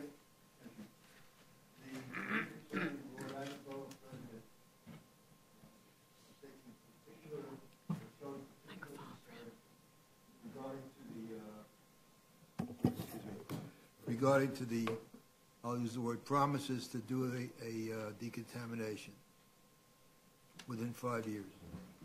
Why has nothing been done, and why are you guys attempting to facilitate the movement to SNL, which is a good citizen as far as we know? Can you give us a history? Sure. So first of all, let me clarify that it is not correct that nothing has been done. This has been an ongoing remediation, active since 2009 when the stipulation has started.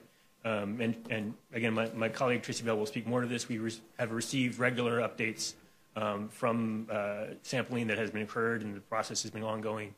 They are not resolved. Again, I'll let her speak to what the next steps are towards that process. But we are confident that this has been a slow but ongoing process. We understand community board's frustrations. It has been slow, and it has all been below ground, so they can't really see any progress, and they don't read the phase 2 reports that we get to see as progress progresses. We understand their frustrations. I would very much like to separate the issues of this ULURP application, which is for approval of disposition, from the issue of the ongoing remediation from a third party. We do not believe that ongoing remediation prohibits the construction proposed under this project. We believe they can move forward with their plans. The contaminants that are under the ground are under the existing buildings, one that EDC owns and one that SNL already own. That process will not be hindered by a new construction on the vacant lot, which is next door. And again, Tracy can go into a little bit more detail on the history of where those contaminations occur and how they got there. Well, there's nothing in the material that I read which indicates that the community knows that there's, quote, ongoing remediation. You've said that you, meaning your agency, has been in touch and working with the community. Yes, and we held a meeting at the bequest of State Senator Ravella with DEC's representatives as well as city DEP representatives. All attended a meeting with the community board last month during their review process to update them on the process, what they are to expect moving forward. They have been informed of the progress to date and sort of understand the general shape of things to come. There seems to be a distinct concern by the borough president and the community that promises are being made and then neglected. Now, when you reference that you would like to bifurcate this conversation, that would be nice, except that the bifurcation makes the leverage, if I can use that word, minimal. And the community and the borough president have very strongly taken the position that they want to know what's going to happen when and the guarantees that go with it before they can say yes. Yep, we understand. One of my points in trying to bifurcate that is the cleanup process, which is regulated by DEC, is a separate regulation and document from the previous ULURP approval in 2009, the land swap. So commitments that were part of that 2009 land swap did not include a timeline for the cleanup, which is controlled under the stipulation. So the promises, if you can call them that, of COFIRE, the applicant in 2009, did not really address the DEC-regulated timeline, which is not certain. It is controlled by science. DEC looks at the progress that is made based on information provided in hard test results and moves forward based on those results. So it is very difficult to project an end date to that process. DEC is very rigorous in their review of the results and very conservative for the public protection. And they want to make sure that it is very clean. So we understand their concerns. We are not able to give an end date to that cleanup process. It is controlled by DEC outside of the control of the city. We can speak to, in this project, there is a seeker review as required by a city process to protect populations in workers in the new building and construction workers that will be mandated by DEP, the city's process.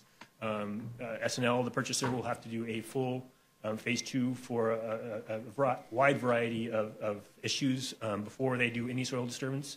And that will result in a remedial action plan that is based on the context of the environmental conditions when they do that phase 2 testing. Do I understand you correctly?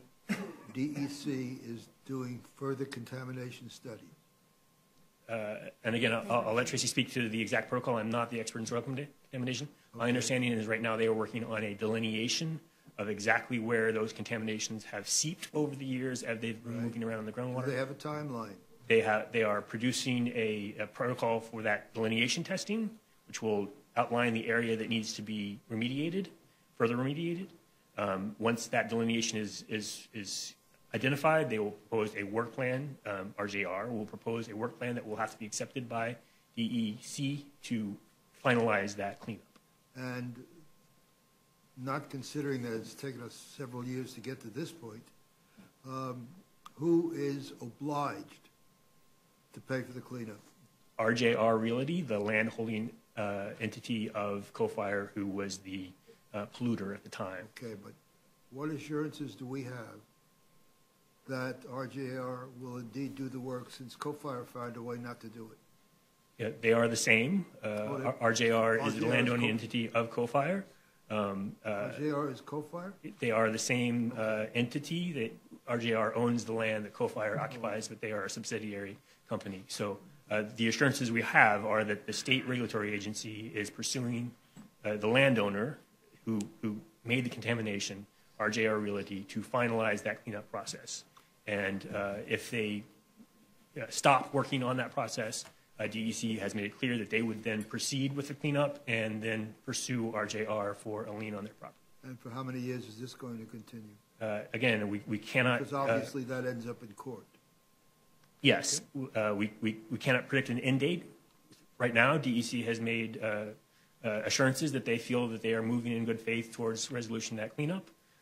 They have clearly identified the next steps for a delineation and completion of a final work plan. We feel they are moving towards a process that will be, at least we will understand the time frame in the next couple of months. Well, I think the attitude from the commission, excuse me, from the borough president and the community board is still, show me the guarantee.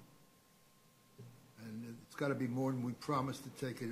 We take it into consideration. And again, they want a hard guarantee, and that, as far as we're concerned, your agency should participate in that hard position. We understand the concern. We defer to DEC for enforcement of their regulations on this spill issue. If you don't honor the deal, if you don't close the deal, that's pretty persuasive, isn't it? Again, we would like to support SNL in their plans to expand, which we would too. Reiterate is a separate entity from the former tenant co-fire and RJR who did the polluting. Except, yes, SNL may be caught in the middle, okay, and they're not to be blamed for this. But if RJR wants the deal bad enough, it seems to me that they would be willing to give the agency assurances. RJR is not a applicant or participant in this deal. They are a participant in the 2010 land transaction that is closed and is finished. They have no entry into this conversation. It's just between you and SNL? It is. It's not. And fine. A conversation between DEC and RJR. If you guys did not close the deal, what happens? Then the city continues to own a piece of property, and SNL will not be able to expand their project. May I suggest that the next speaker is, I believe, the environmental specialist from EDC. So I think perhaps some of these questions can be addressed to her. And it will eventually be followed by Susan Goldfinger, our real estate transactions, who can address the outcomes if the deal does not proceed. Let me. You referenced, Mr. Holbrook, that there was, I assume, a very recent email from DEC. Yes. In response to your question on Monday, we sent an email to them, and they confirmed our speaking points that they are, and we can get that in a more formal writing and provide that to you. That, if I understand what that email says, it's that DEC believes that RJR is proceeding in good faith and in a expeditious fashion, and no violations have been issued here. Is that correct? Those two things, yes. Could you get us that in writing? We can. Thank you. I think Ms. Levin had a question. Yes, maybe I'm confused about all of this, but could you just point on this map, where is the site that had the concentration of the remediation effort, and how does that relate to SNL's expansion plans? Sure. Does the remediation have to happen before SNL can build, or is it under existing buildings? Or it is primarily under existing buildings, and again, I'll let my colleagues speak with more detail on where the actual wells that are located are located, but in general, so the blue on this site is the new expansion of the building, which is currently vacant, and was, this is an existing building. Again, the city owns this red portion, which is the issue of it, of this application. EDC owns this portion, which has an existing building that is vacant, and this is the occupied SNL aerospace building. So the known products, most of the exceedances have been moving downgrade in this direction under these buildings. So where was the tank that leaked? The tank was about right here. Okay. That was closed, cleaned up, and all of the soil surrounding it was removed. However, those oils fell down to the groundwater and migrated as part of the groundwater over the years as they were cleaning up. And so now they have removed the product on the surface of the groundwater, and they want, and DEC is asking RJ to go back and look at the soil condition where that product has been moving through the soil. Okay. So does the remediation have to happen before SNL can expand? We do not believe so. All of that product is 18 feet below grade.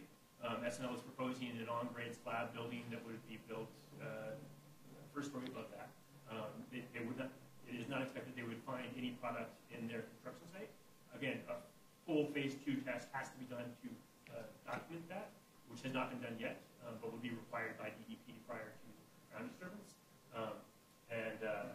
They will certainly include any appropriate remedial action plan, engineering plans, such as the vapor barriers, something like that, to protect the new building from any low grade. Okay, so the new building could get built while the remediation effort in the back and forth with RJR continues? Yes, we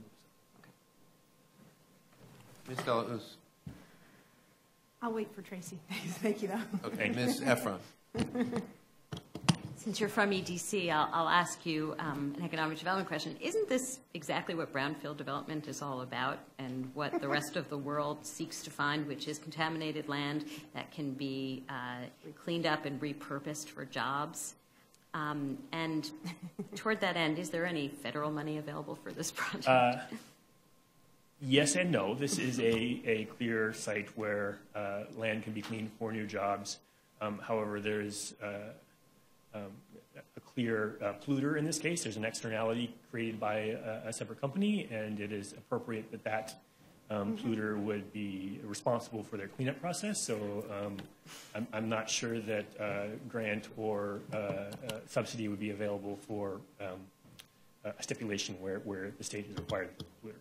Fair enough. I wasn't implying that somebody else should be responsible for the cleanup, and it sounds as if you're on top of the cleanup. But this seems to me to be a really exciting example for spaces all over the city that have a previous history that can be reused, and I applaud the action. Thank you. And that gives me an opportunity to point out that this condition exists in many, many locations over the city, where an adjacent property owner has caused pollution that has seeped over another property owners, and is responsible for that cleanup. This is not unique in any way in our city, unfortunately. Ms. Zhang. Mr. Holbrook, I guess, I had a very different impression of what was going on here based on the memo from the community board. And I guess, I'm not sure if this is a question or an observation, but it seems like the content of the memo seems like perhaps the community board didn't have access to the same presentation details that you're presenting at this commission. I don't know, but it means certainly the content of the letter seems at odds with what you've presented. And you've spoken to various aspects of this already, but there are two issues in particular that the memo raises, and I wonder if you would speak directly to those two issues. One is this question about whether there were terms in the prior deal that were meant to be recorded into a deed transfer, and what the situation is from your perspective about that. And then secondly, their community board expressed a concern that they felt that SNL may need to come back to them, as they say, in fairly short order for some sort of relief in order to continue with their project. So I wonder if you would also speak directly to that. Sure, happy to. And again, my colleague, second colleague, Susan Goldfinger, is a real estate transaction person who can really speak to deed provisions. In 2010, we closed with the land swap with CoFire, and CoFire sent a letter to the community board justifying part of the rationale for that land swap was their ability to upgrade their plant, their facility, to use natural gas rather than fuel oil, which would improve air quality issues and provide benefit to the public. That's part of the rationale. They did not specify a time frame for completion of that work. They listed a number of things that they were justifications. That was one, and they also mentioned that there would be a requirement for them not to transfer the land or sell the land within a 5-year period after they've completed the transaction, which is typical. And that provision would be included in the deed restrictions that EDC reported with them on the sale. We did that. So there were 3 things in the letter, A, B, and C, and of which C was to be recorded in the deed and was. A and B were justification, but there was no clear implementation timeline, so it's difficult to enforce speak to them about how they've been moving slowly. We are all frustrated with their progress, But like, as I said in my testimony, we speak with them regularly on this progress. Most of their updates are that they have been seeking building permits to get a C of O for their existing lot and the proposed and adjacent lots to finalize their process, their building permits. And although it's frustratingly slow, it's difficult for us to point a clear finger on them not moving forward. They speak to us about the difficulties of having Con Ed service installed, having the natural gas hookups that they need. So they are showing slow but steady progress. They have purchased a large amount of the materials, which they are storing in the Bronx, and they need the permits in order to install them. So I understand the community board's frustration that there was no clear time frame that was a hook on co-fire, but again, there was no commitment to that time frame either. And then the other question about whether... Right. Whether SNL will come back to the community, that is difficult to speak to. It is unclear what SNL could ask of the community board in the future. Again, this is a DEC regulated and DEC mandate on timing of that cleanup. So the community board will not have any appeal to DEC to other than asking the DEC to accelerate that cleanup process. But there is nothing that is in the purview of the community board to really to solve for that for SNL. More likely, it will be the city asking DEC to move faster. So according to your prior comments, it sounded like that SNL plans to move ahead with this expansion regardless of the progress of the remediation. So, I mean, is that sort of, I guess that's sort of the point where I'm not understanding how the community board's perception is syncing up with, the information that you're presenting us. I mean, they seem to, I read this statement as saying that they felt that there was something that would prevent SNL from moving forward with the construction, and therefore they would start out the community board. I think we disagree with the community board on that there is something that would prevent SNL from moving forward. I think it is as simple as that. We believe SNL will be able to move forward, and the community board does not accept our statements. Okay. Thank you.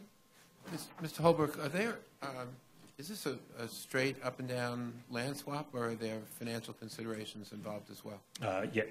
This is a land sale with financial considerations, yes. And without knowing or caring really about the amount, is that financial considerations flowing from the city and SNL to RJR, or is it from RJR to... Again, RJR is not... You mean this transaction or the 2010 transaction? This transaction. This transaction has no part of RJR, is in no way a party to this transaction. This is properties that are owned by the city through DCAS and EDC, exchanging hands with SNL, RJR, the land swap. It has completed. They have title to their property. We have title to our property. Okay. Thank you. Ms. Levin. Mr. Holbrook, I think you said at the beginning of your testimony that the entity that went into bankruptcy was Coal-Fire Paving. Yes. Is that a different entity than the one you've described as being poised to build a new asphalt plant? Is that a different co-fire? From our understanding, yes. They are multiple subsidiaries that operate different business parts of co-fire on the site, all of which is owned by RJR Realty, who are the same people, but they have separate businesses established. At one point in time, Co-Fire Paving, for some reason, went bankrupt. We don't really understand why that was necessary, but all of our interactions have only been with Co-Fire Asphalt or RJR Realty. So Co-Fire Paving, we feel is a bit of a red herring, that it was a subsidiary that had business problems. And okay, but Co-Fire Asphalt is still in business and very active. Okay, thank you. Okay.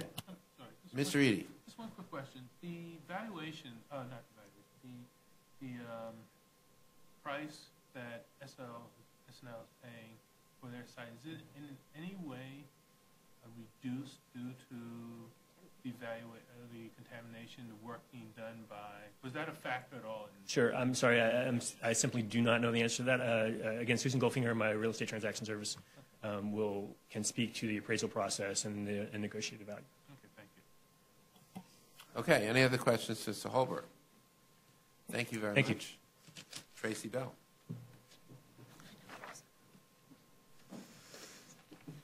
Good morning, Mr. Chairman, Commissioners.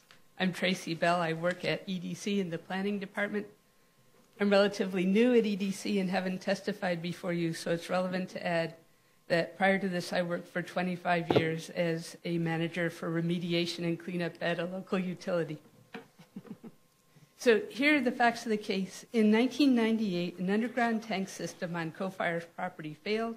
The tanks were pulled. Some cleanup was done. It was later determined that this spill affected a wider area than had been believed. In 2007, Co-Fire signed a stipulation with DEC legally binding them to accept liability to clean up all of the remaining contamination.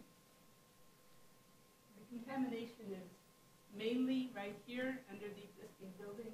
There may be some over here, and there may be some extending off-site.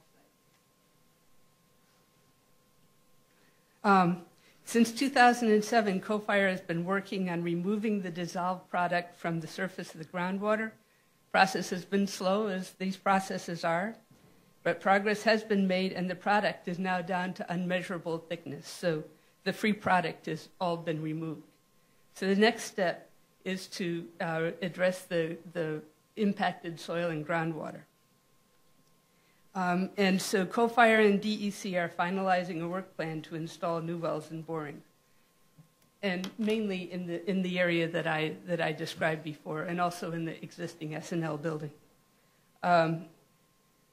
Once we get the data from the delineation, Co-Fire is required to prepare a remedial action plan for remediation. We'd expect to see this within the next 6 months. Based on the results of the delineation, the plan could include several different technologies, maybe biological and chemical injection under the buildings. Excavation has obviously been ruled out because of structural constraints on the buildings by DEC. Closing on this site will allow SNL to occupy the existing building. Any remediation that occurs in this building, as well as any other non-Co-Fire owned property, will require the owner's cooperation and approval before it can be performed. And I'd be glad to answer any questions. Mrs. Talos. Hi, Tracy. How are you? Good to see you in this new capacity. Thank you. You actually touched on some of the questions that I had, which was, what would be the typical protocols for a remediation of this type. But maybe you can just speak a little bit more to what anticipated impact, if any, there might be on existing or proposed uses that we're considering today as a result of the typical protocol for remediation. And the other question I have is, so this is, there'll be remind me that of the timing of the public review process for the DEC. I guess when the remedial action plan is actually completed, is that what triggers the public review process? This is just a stipulation under the oil spill process, and there isn't a... No public review? No. Okay, so it's not the voluntary cleanup program? No. Okay. And I forget your other So question. basically, any potential impact on existing or proposed uses based on the typical cleanup standard for this kind of contamination? So you're talking about during the actual remediation? Yeah. That's something that will have to be worked out depending on what remediation they choose. Obviously, the first thing is that you don't want to impact anyone that is in the building during the actual remediation. And if that can be, if there is a technology, which I believe there will be, that can be performed while people are occupying the building, then that's what will happen. And if there is not, then what has happened in my experience is that the remediation has not occurred until there's a change of use in the property, meaning that the building is pulled down or vacant. Thank you. Mr. Reade. Given the length of time that has passed since the discovery and remediation has been going on, has there been any further testing off-site to determine whether or not it's contained, or the contamination is contained on-site, or maybe has migrated to other properties in the adjacent area? This has been going on since 2007. There are some existing monitoring wells right along, like right in this area, which is where we think the groundwater is going, and they have not discovered any problems, but the DEC wants there to be a much greater and more detailed delineation to make sure that it's not impacting anyone else. Okay, that's important. Thank you. Ms. Young. Is there any, from a sort of a technical perspective, is there any impact on the remediation or on the presence or absence of the building? Well, I'm sorry, that's completely unclear. So what I'm trying to ask is there any relationship between SNL developing the property and the progress of the anticipated progress of the remediation, or the choices that are available for remediation? Or conversely, is there any relationship between what they now will put in their remediation plan to pursue on SNL's ability to build a structure? That's sort of a complicated answer, but the short response is that there is an existing building over the contamination, the largest portion of the contamination right now. It's not owned by CoFire, and DEC would not cause an unrelated owner to pull down a building so that the responsible party could clean up underneath it. That wasn't what I was asking, actually. What I was asking is more like,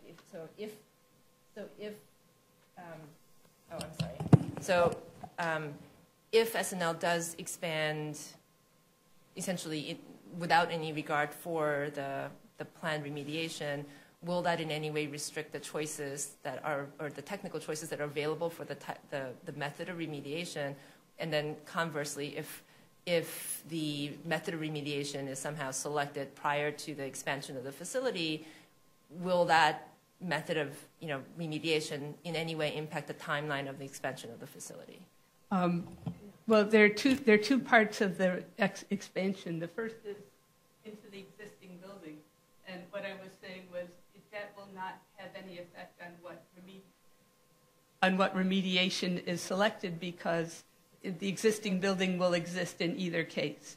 The second part is building on the vacant lot, and from my understanding and from looking at the reports, there does not appear to be much, if any, petroleum contamination underneath that lot. The groundwater is moving away from it, so I would not expect that to impact anything at all. Okay, thank you. Mr. Cantor? Thank you. Ma'am, Mr. Holbrook said that effectively CoFire is out of this deal, and yet we keep hearing CoFire. I'm very confused. CoFire remains liable for cleaning up the contamination underneath the site. They remain liable, but they have no responsibility? No, they do. Yes, they're totally responsible for cleaning up the site. So what are we doing? What is the agency doing to have them do what has to be done? The DEC is actually directing them to, they have already worked with DEC for quite a while to remediate the site, and the site, that cleanup is ongoing. So right now they finished one phase, and they're moving into design of the next phase. And the position, as I understand my community, is that CoFire has made promises in the past that have not been kept. You're saying that this is ongoing. We don't know how long. CoFire is responsible for it, but if they don't do it, then the agency has to take legal action to force them to do it. I think that the community has not understood that CoFire has, in fact, been actively cleaning up during this entire time. They have shown no evidence of not being willing to continue cleaning up. They're working actively with DEC. I attended a meeting with them. They had their consultant hired. They had, plans for installing wells, and they're working out where they need to be. So I haven't seen any indication that they're not in good faith. If EDC has met with or was meeting with the community, as was stated earlier,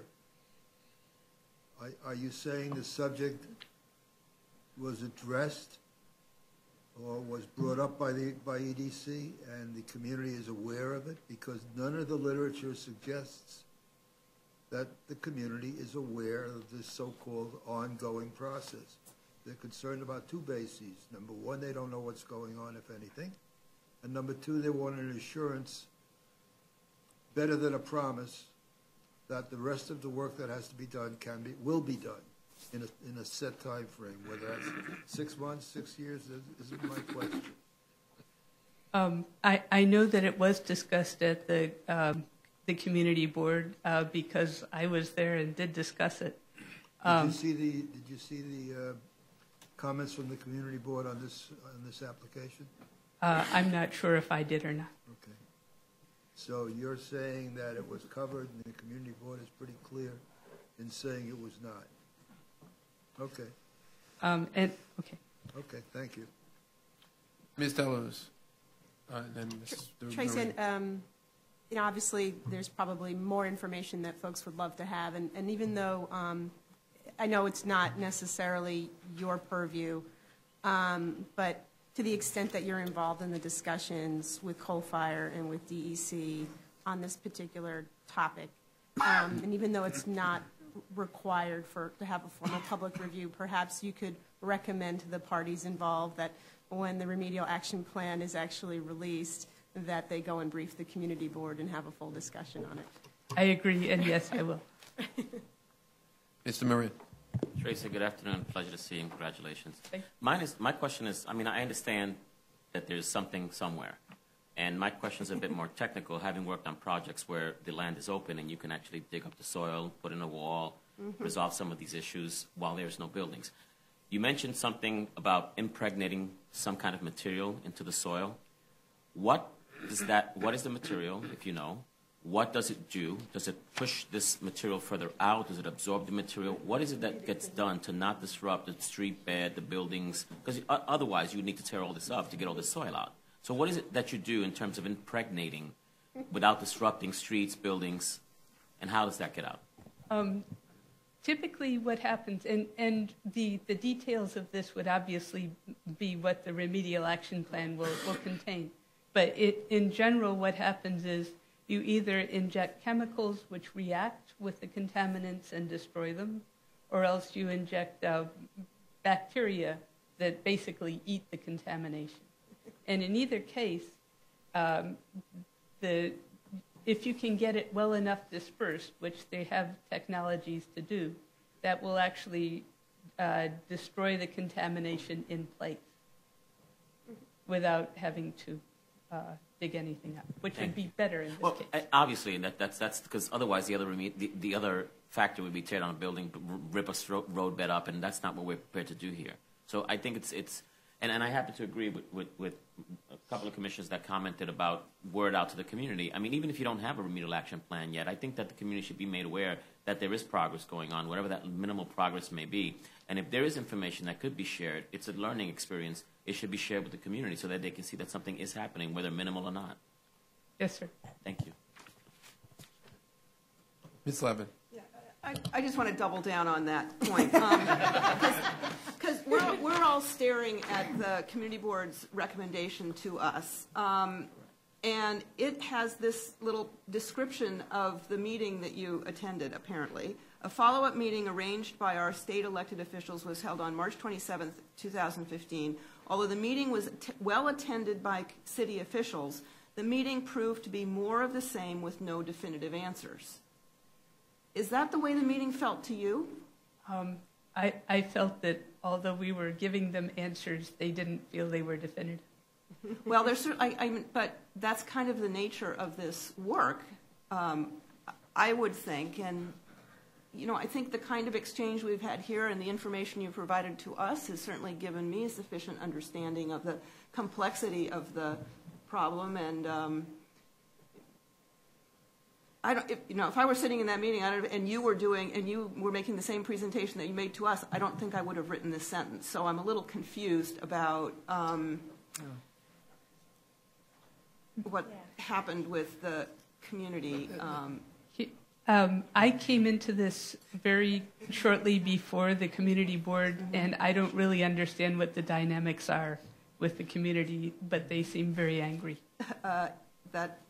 Yes, sometimes the nature of the thing, but I think just as I think your testimony to us has been very helpful to us, that a continued conversation in the same tone, the same willingness to provide detail with the community board is going to be essential to maintaining good relations as things go on. And I think Commissioner Deleuze was exactly right to encourage you to present the remediation plans. I know that community boards can sometimes get so angry that they're not listening, but that doesn't mean you have to stop talking to them. Yeah, let me suggest, and recognizing Ms. Vela is new to EDC, that however, EDC and Community Board 7 are not new to this neighborhood and are not new to each other. And I think what we find a bit perplexing is that these kinds of issues are not unusual in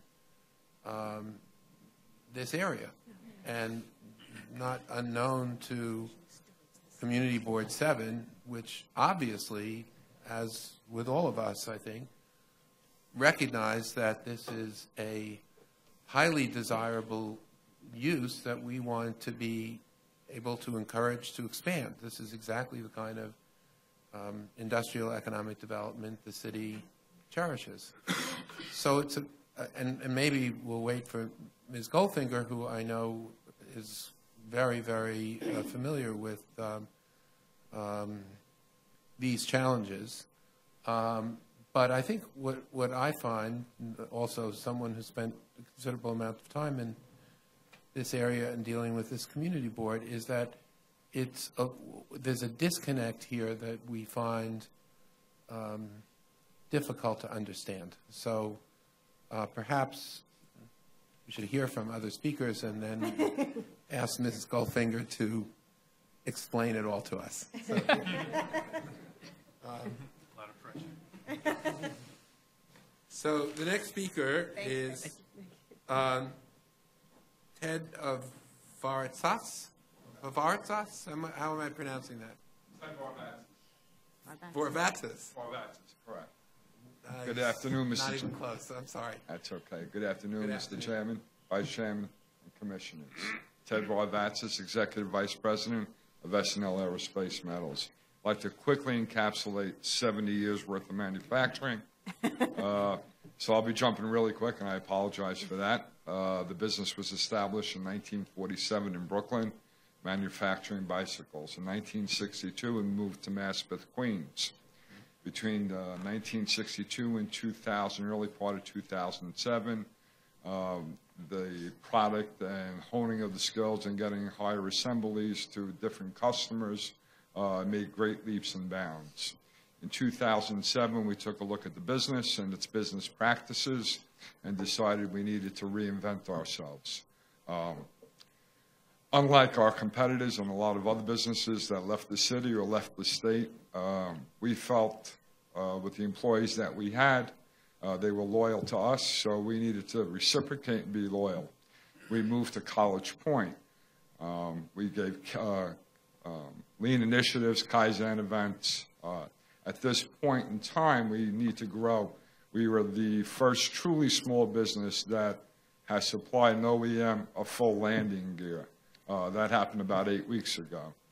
So we've no bid many opportunities. We had to bid some, hoping that this deal would go through.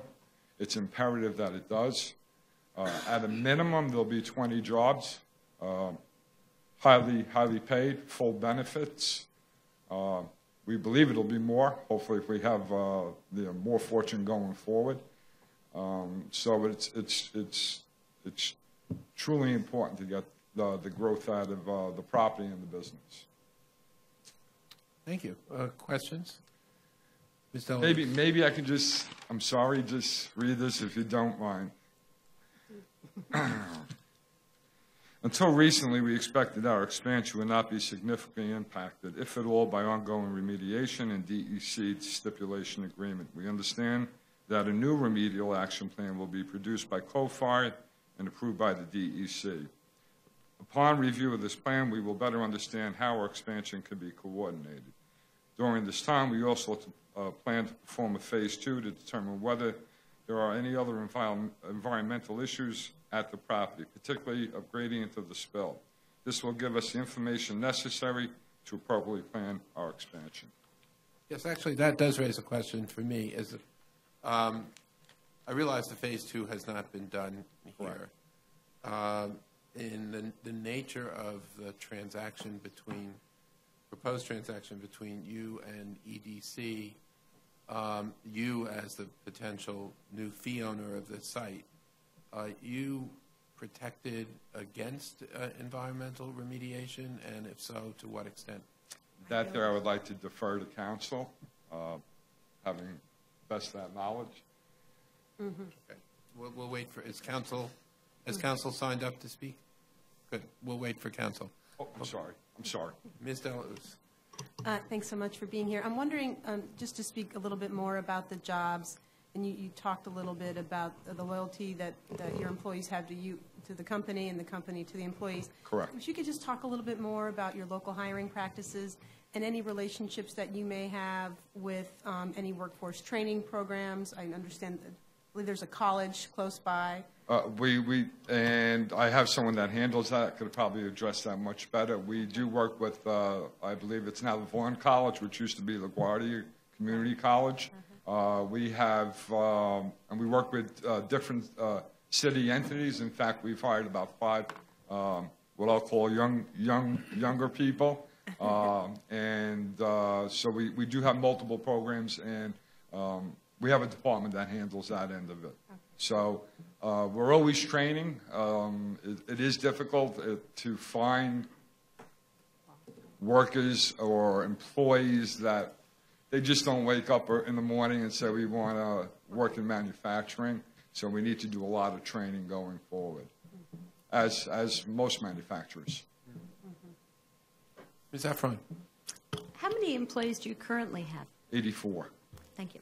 I think when we left Maspeth, and probably around 67 or so when we left Maspeth.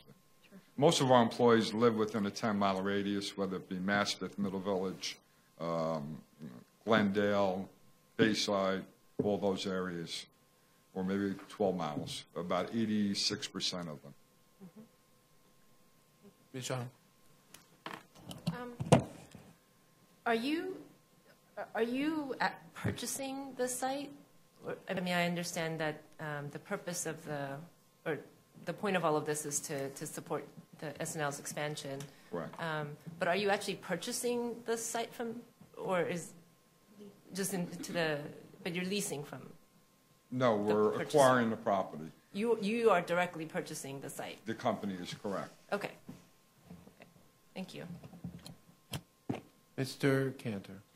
Well, then, I don't know how far that gets you to go with regard to the financials, but presumably you were aware of this issue when you entered into negotiations with the EDC? Why don't we hold that? I mean, I think council can best answer that, so why don't we hold it for council? And can I ask another question? Sure, Ms. Efron.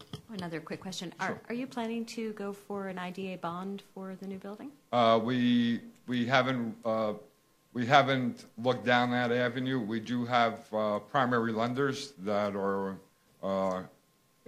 aggressively pursuing giving us the lending of those. We're a financially strong company. Good for you. Thank you. You're a private company. That is correct. Yeah. Ms. Levin, did you have your hand up?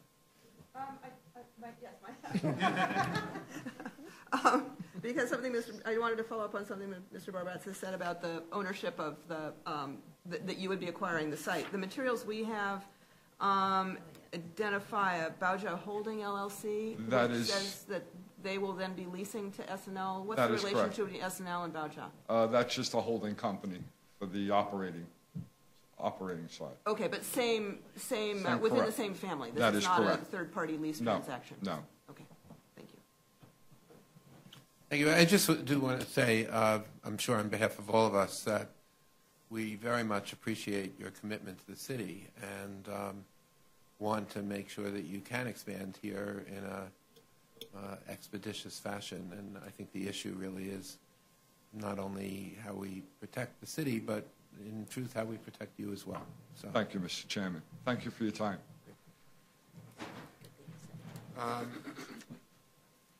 The next speaker is it Glenn Lauke? Lauke?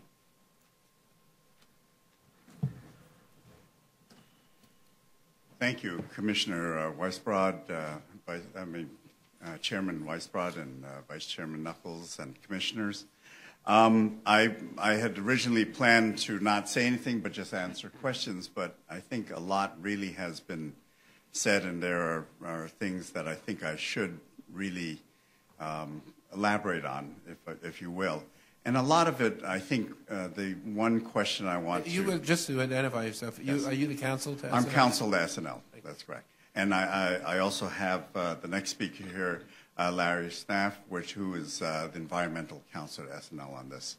So to address a lot of the questions that happened here, in terms of the building, there have been a lot of questions about whether the remediation plan, which is a little bit at this point a moving target for us, will affect our building plans. Obviously, SNL in this, we are in the role of reacting to what we can't really control, and we're waiting to see what comes out.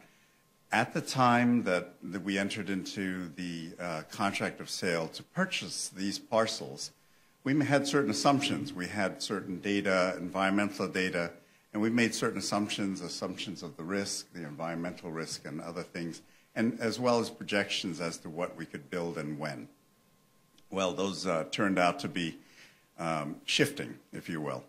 On the other hand, we do see that there is a concentration of contamination, and we're willing to look at the remediation, but be flexible about our construction plans.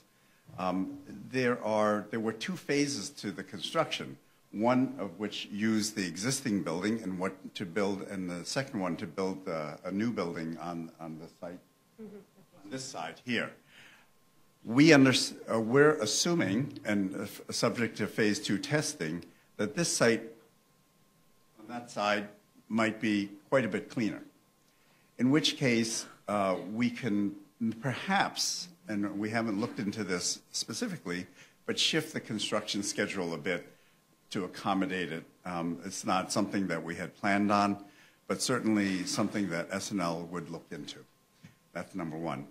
Number two, to Mr. Cantor's question, we did go into this purchase transaction, again, with certain assumptions, and we looked at them quite carefully.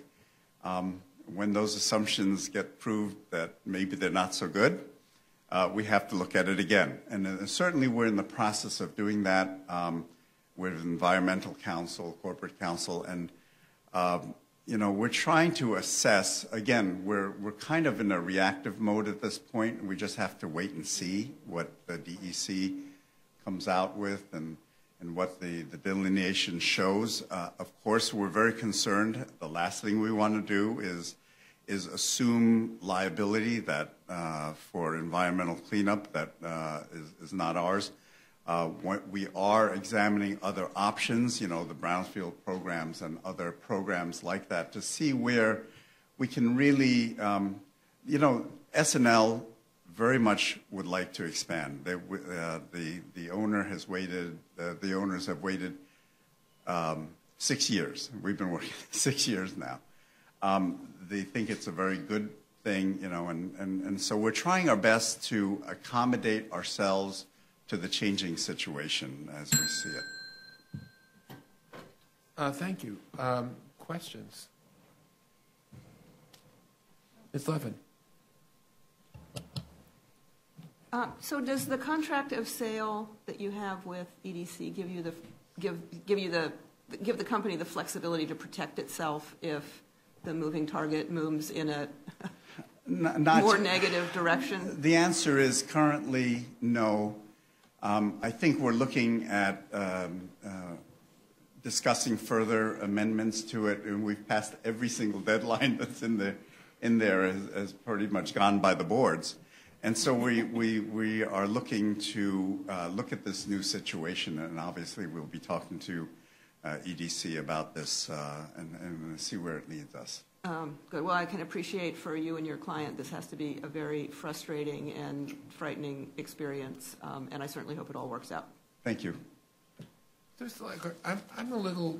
Your client has been essentially on this site or adjacent to the site for some time, right. And this issue with co-fire has also existed for some time. So when you describe it as a new situation from your perspective, what does that mean exactly? The new situation I'm talking about is the DEC coming in and saying, you know what, the remediation plan that was in place, and there was one in place, may not be as good as we think it is, and the current testing shows that there may have to be a different remediation plan. That's the thing. We had gone into this thinking the remediation plan was pretty much set, that the no action letter would issue momentarily, and which is, hope springs eternal. But no, it really is that is the moving target for us, and so it brings additional. And that's in advance of the phase 2. That's correct. That's correct, and it's in advance of the phase 2. So we're really looking at a very complicated, shifting situation here. When to do the phase 2? What it's going to show us? What sort of program can we get into to help this along? SNL's sole objective in this is really to acquire the property for its business. We understand and we want to take care of the community concerns on this too as well. We share everyone's frustration at the pace of everything going along. It has been a question which we've answered, but on the other hand, we can't think of a better way to move things along than to get out whatever incentives we can to push things along and help them move along forward. Well, for good or for ill, at least our process is fixed by law. So, and it has its good and not so good sides, especially in a situation like this. But, right. But we obviously want to be expeditious and at the same time want to assure both you and the public that your expansion should go forward as smoothly as possible. Thank you very much. Mr. Cantor. Just an observation, Mr. Chair. I was told that the contamination is moving. It's flowing, I don't know which direction. But the thought occurs to me that the sooner it would have been taken care of, the less there would have been to float. Absolutely. Mr. Reade. Is it your client's intention to do the phase 2 after they acquire the site or before? Before. Before, okay. Absolutely. Okay.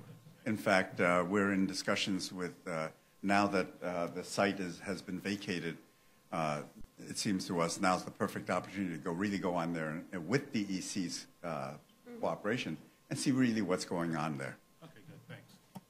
Any other questions, Mr. Lapp? Thank you very much. Thank you very much. Next speaker is Lawrence Schimpf. Is that correct?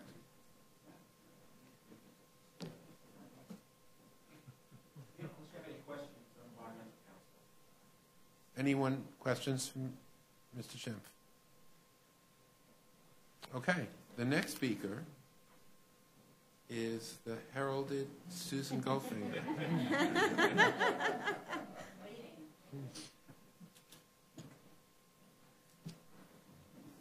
Welcome back, Ms. Goldfinger, and good to see you. Good to see you too. Thank you very much. I had been ready to say good morning, and now I realize I have to say good afternoon, commissioners, chairman.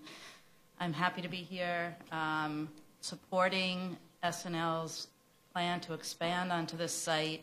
We do think that this is a fabulous opportunity for this company that already lives and breathes in College Point to continue to grow here. They've been very patient as we've gone through a number of steps to get this site in a place where we could move forward to allow them to expand. So I'm happy to answer any questions. I do want to say that this is, reiterate that this is unrelated to RJR Realty. SNL and RJR Realty are two completely unrelated entities. The only reason RJR is in discussion today is because of the ongoing cleanup that they are obligated to do, and that's pursuant to an agreement with the state, with DEC. So I have a number of questions, and I know you are as expert as they come at EDC on the history of College Point Industrial Park and its long-standing relationship with Community Board 7. And this is not the first, by any means, the first instance of remediation issues in College Point. Why is there, from the testimony we've heard from your colleagues, compared to what we've gotten from the Community Board and the Borough President, why is there such an apparent miscommunication between EDC and Community Board 7 here, as best you can tell? I think there's a number of, EDC has a number of projects within CB7. We do have a long relationship with the Community Board, a number of projects both in College Point and elsewhere within CB7. And I think there is ongoing challenge in communication. And I don't know whether it's expectations on the Community Board side or expectations on EDC's government community relations side. We meet regularly with Community Board 7. We update them regularly on projects. I think the issue of the remediation in particular is complicated. It's difficult to understand. Visually, it appears as if nothing is happening because everything that is happening below grade. The Community Board did not have access to the triannual monitoring reports. COFIRE was not obligated, or RJR Realty, COFIRE was not obligated to go back to Community Board 7 on a regular basis and update them. And perhaps we should have done a better job of doing that for RJR and COFIRE along the way. It is a long process. These kinds of cleanups do take a long time, and they're not ever certain in terms of what happens when and what happens next and how to get to the end game, the no further action letter. And I think not everyone in Community Board 7 is has the expertise and experience to understand what that means and how that presents itself. And we try to do that. Tracy did a fabulous job in meeting when we met with the Community Board, but I think there was already this built-up frustration, and I'm not sure they really heard what we were trying to say. You were at the March meeting with the elected officials.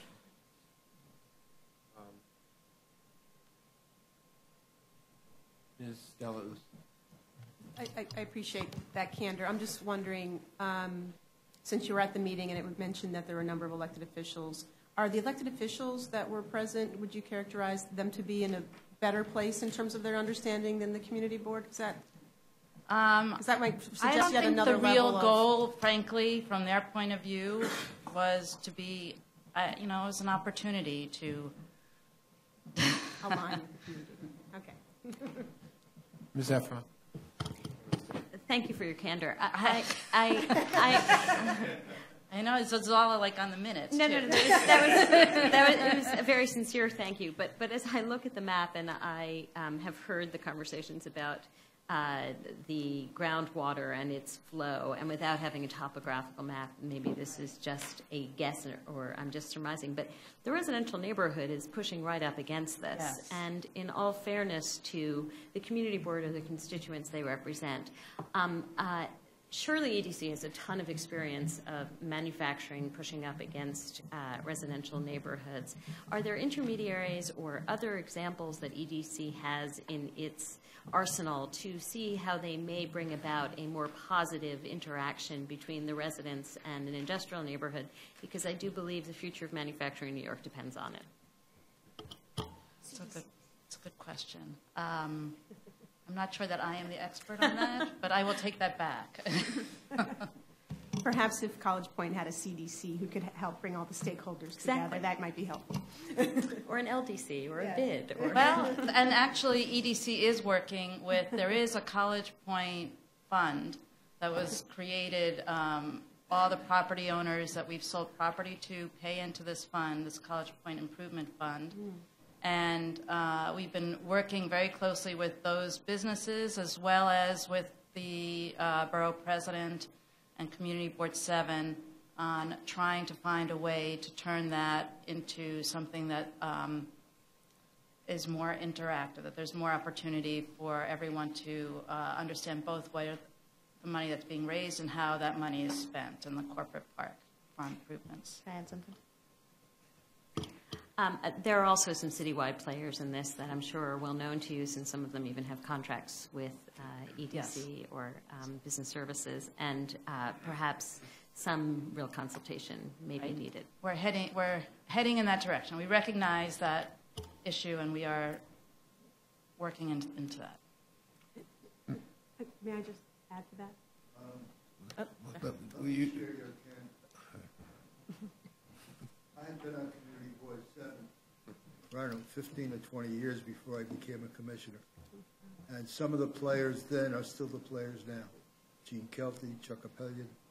And I imagine those people are in tight contact with your agency. This site was approved, I think unanimously, a number of years ago by Community Board 7. Community Board 7, nor the borough president have indicated to me in any way that they are trying to impede S&L. On the contrary, they look at them as a good potential neighbor. But there is a frustration there, part of it being perhaps miscommunication. There is a frustration that they've been promised things and they didn't get it. So they're going to take the opportunity to create whatever kind of leverage they can for themselves in order to get the work done. As far as I know, the agenda is get the work done. And they're not pointing to S&L. It's gone back to COFIRE. But unless and until something is done that's positive, they're not going to reverse their position. And as things go, regardless of the way this commission decides, it still has to go past the city councilman. So in my judgment, the wisdom is you may be an impacted person in the middle of a contest between two other, but you're going to have to help arbitrate this out. We hear you. Ms. Delos. I was just going to offer, and I'm sure many folks on your team already know about this, but the U.S. EPA has a Superfund process that uses outside facilitators to help with exactly this kind of, to bridge the gap between the technical knowledge that the community often lacks and, you know, helping people understand the pace of that actually takes place. And so to the extent that that's I don't know if it's possible in this process, especially if there's so many other sites in the College Point area, and especially if there's a fund that is always already bringing many of the parties together. But I would just say it might be something you all want to look into. Thank you. Ms. Leffin. Ms. Goldfinger, I'd just like to follow up on, I guess, the information we got from council to S&L. I think they're in a bit of a tough spot here, it seems. They've signed a contract to purchase this property, and then what we've heard is that the expectations on which that contract was based have changed. Does EDC contemplate that there will have to be some adjustment or is EDC open to some adjustment in the terms of the deal as the remediation is better understood? Certainly, and we've communicated that with SNL. In fact, we agreed on a contract extension to June 30th so that we could each have time. They could scope out and do their phase 2. We could get a better sense of what the remedial action plan might look like and figure out both the phasing and timing of both the closing and construction. Okay, good. Because at the end of the day, this needs to be a deal that is absolutely fair for SNL. Thank you. Your answer was pretty similar to the council's answer, so that's reassuring. And any other questions? I'll just conclude, I think, by saying, first of all, I also very much appreciate your candor and forthrightness. And as you know, I have enormous regard for you and for EDC. And I think what is probably so frustrating for all of us here is that there is virtual unanimity on virtually all sides of what the ultimate goal is here, which is to allow SNL to expand and to do so in a manner that doesn't open it up to significant remediation liability. And at the same time, I'm sure ultimate unanimity that the remediation on the site has to go forward. And to me, this is what's frustrating about it, is that the parties to the transaction, that is to say EDC and SNL, don't have total control over the remediation, and recognizing that the community perhaps could have been better informed about what has been taking place and what will take place. I will say that there is a certain comedy, C-O-M-I-T-Y, among government, and sometimes that's very frustrating, but that EDC, with its experience, with its expertise, and with its creativity, can play with DEC to accelerate and focus the remediation efforts that have to be undertaken here, almost irrespective of what the community board thinks because of SNL. And I know that's not always easy, that there are various levels of government that make that complicated, but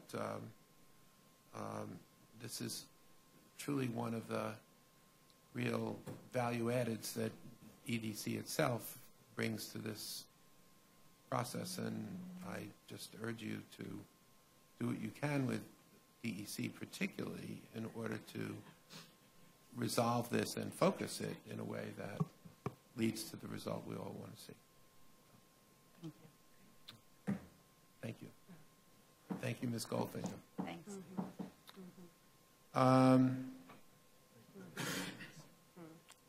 Is there anyone else who wishes to be heard on this matter? If not, the hearing is closed. Thank you. Good hearing.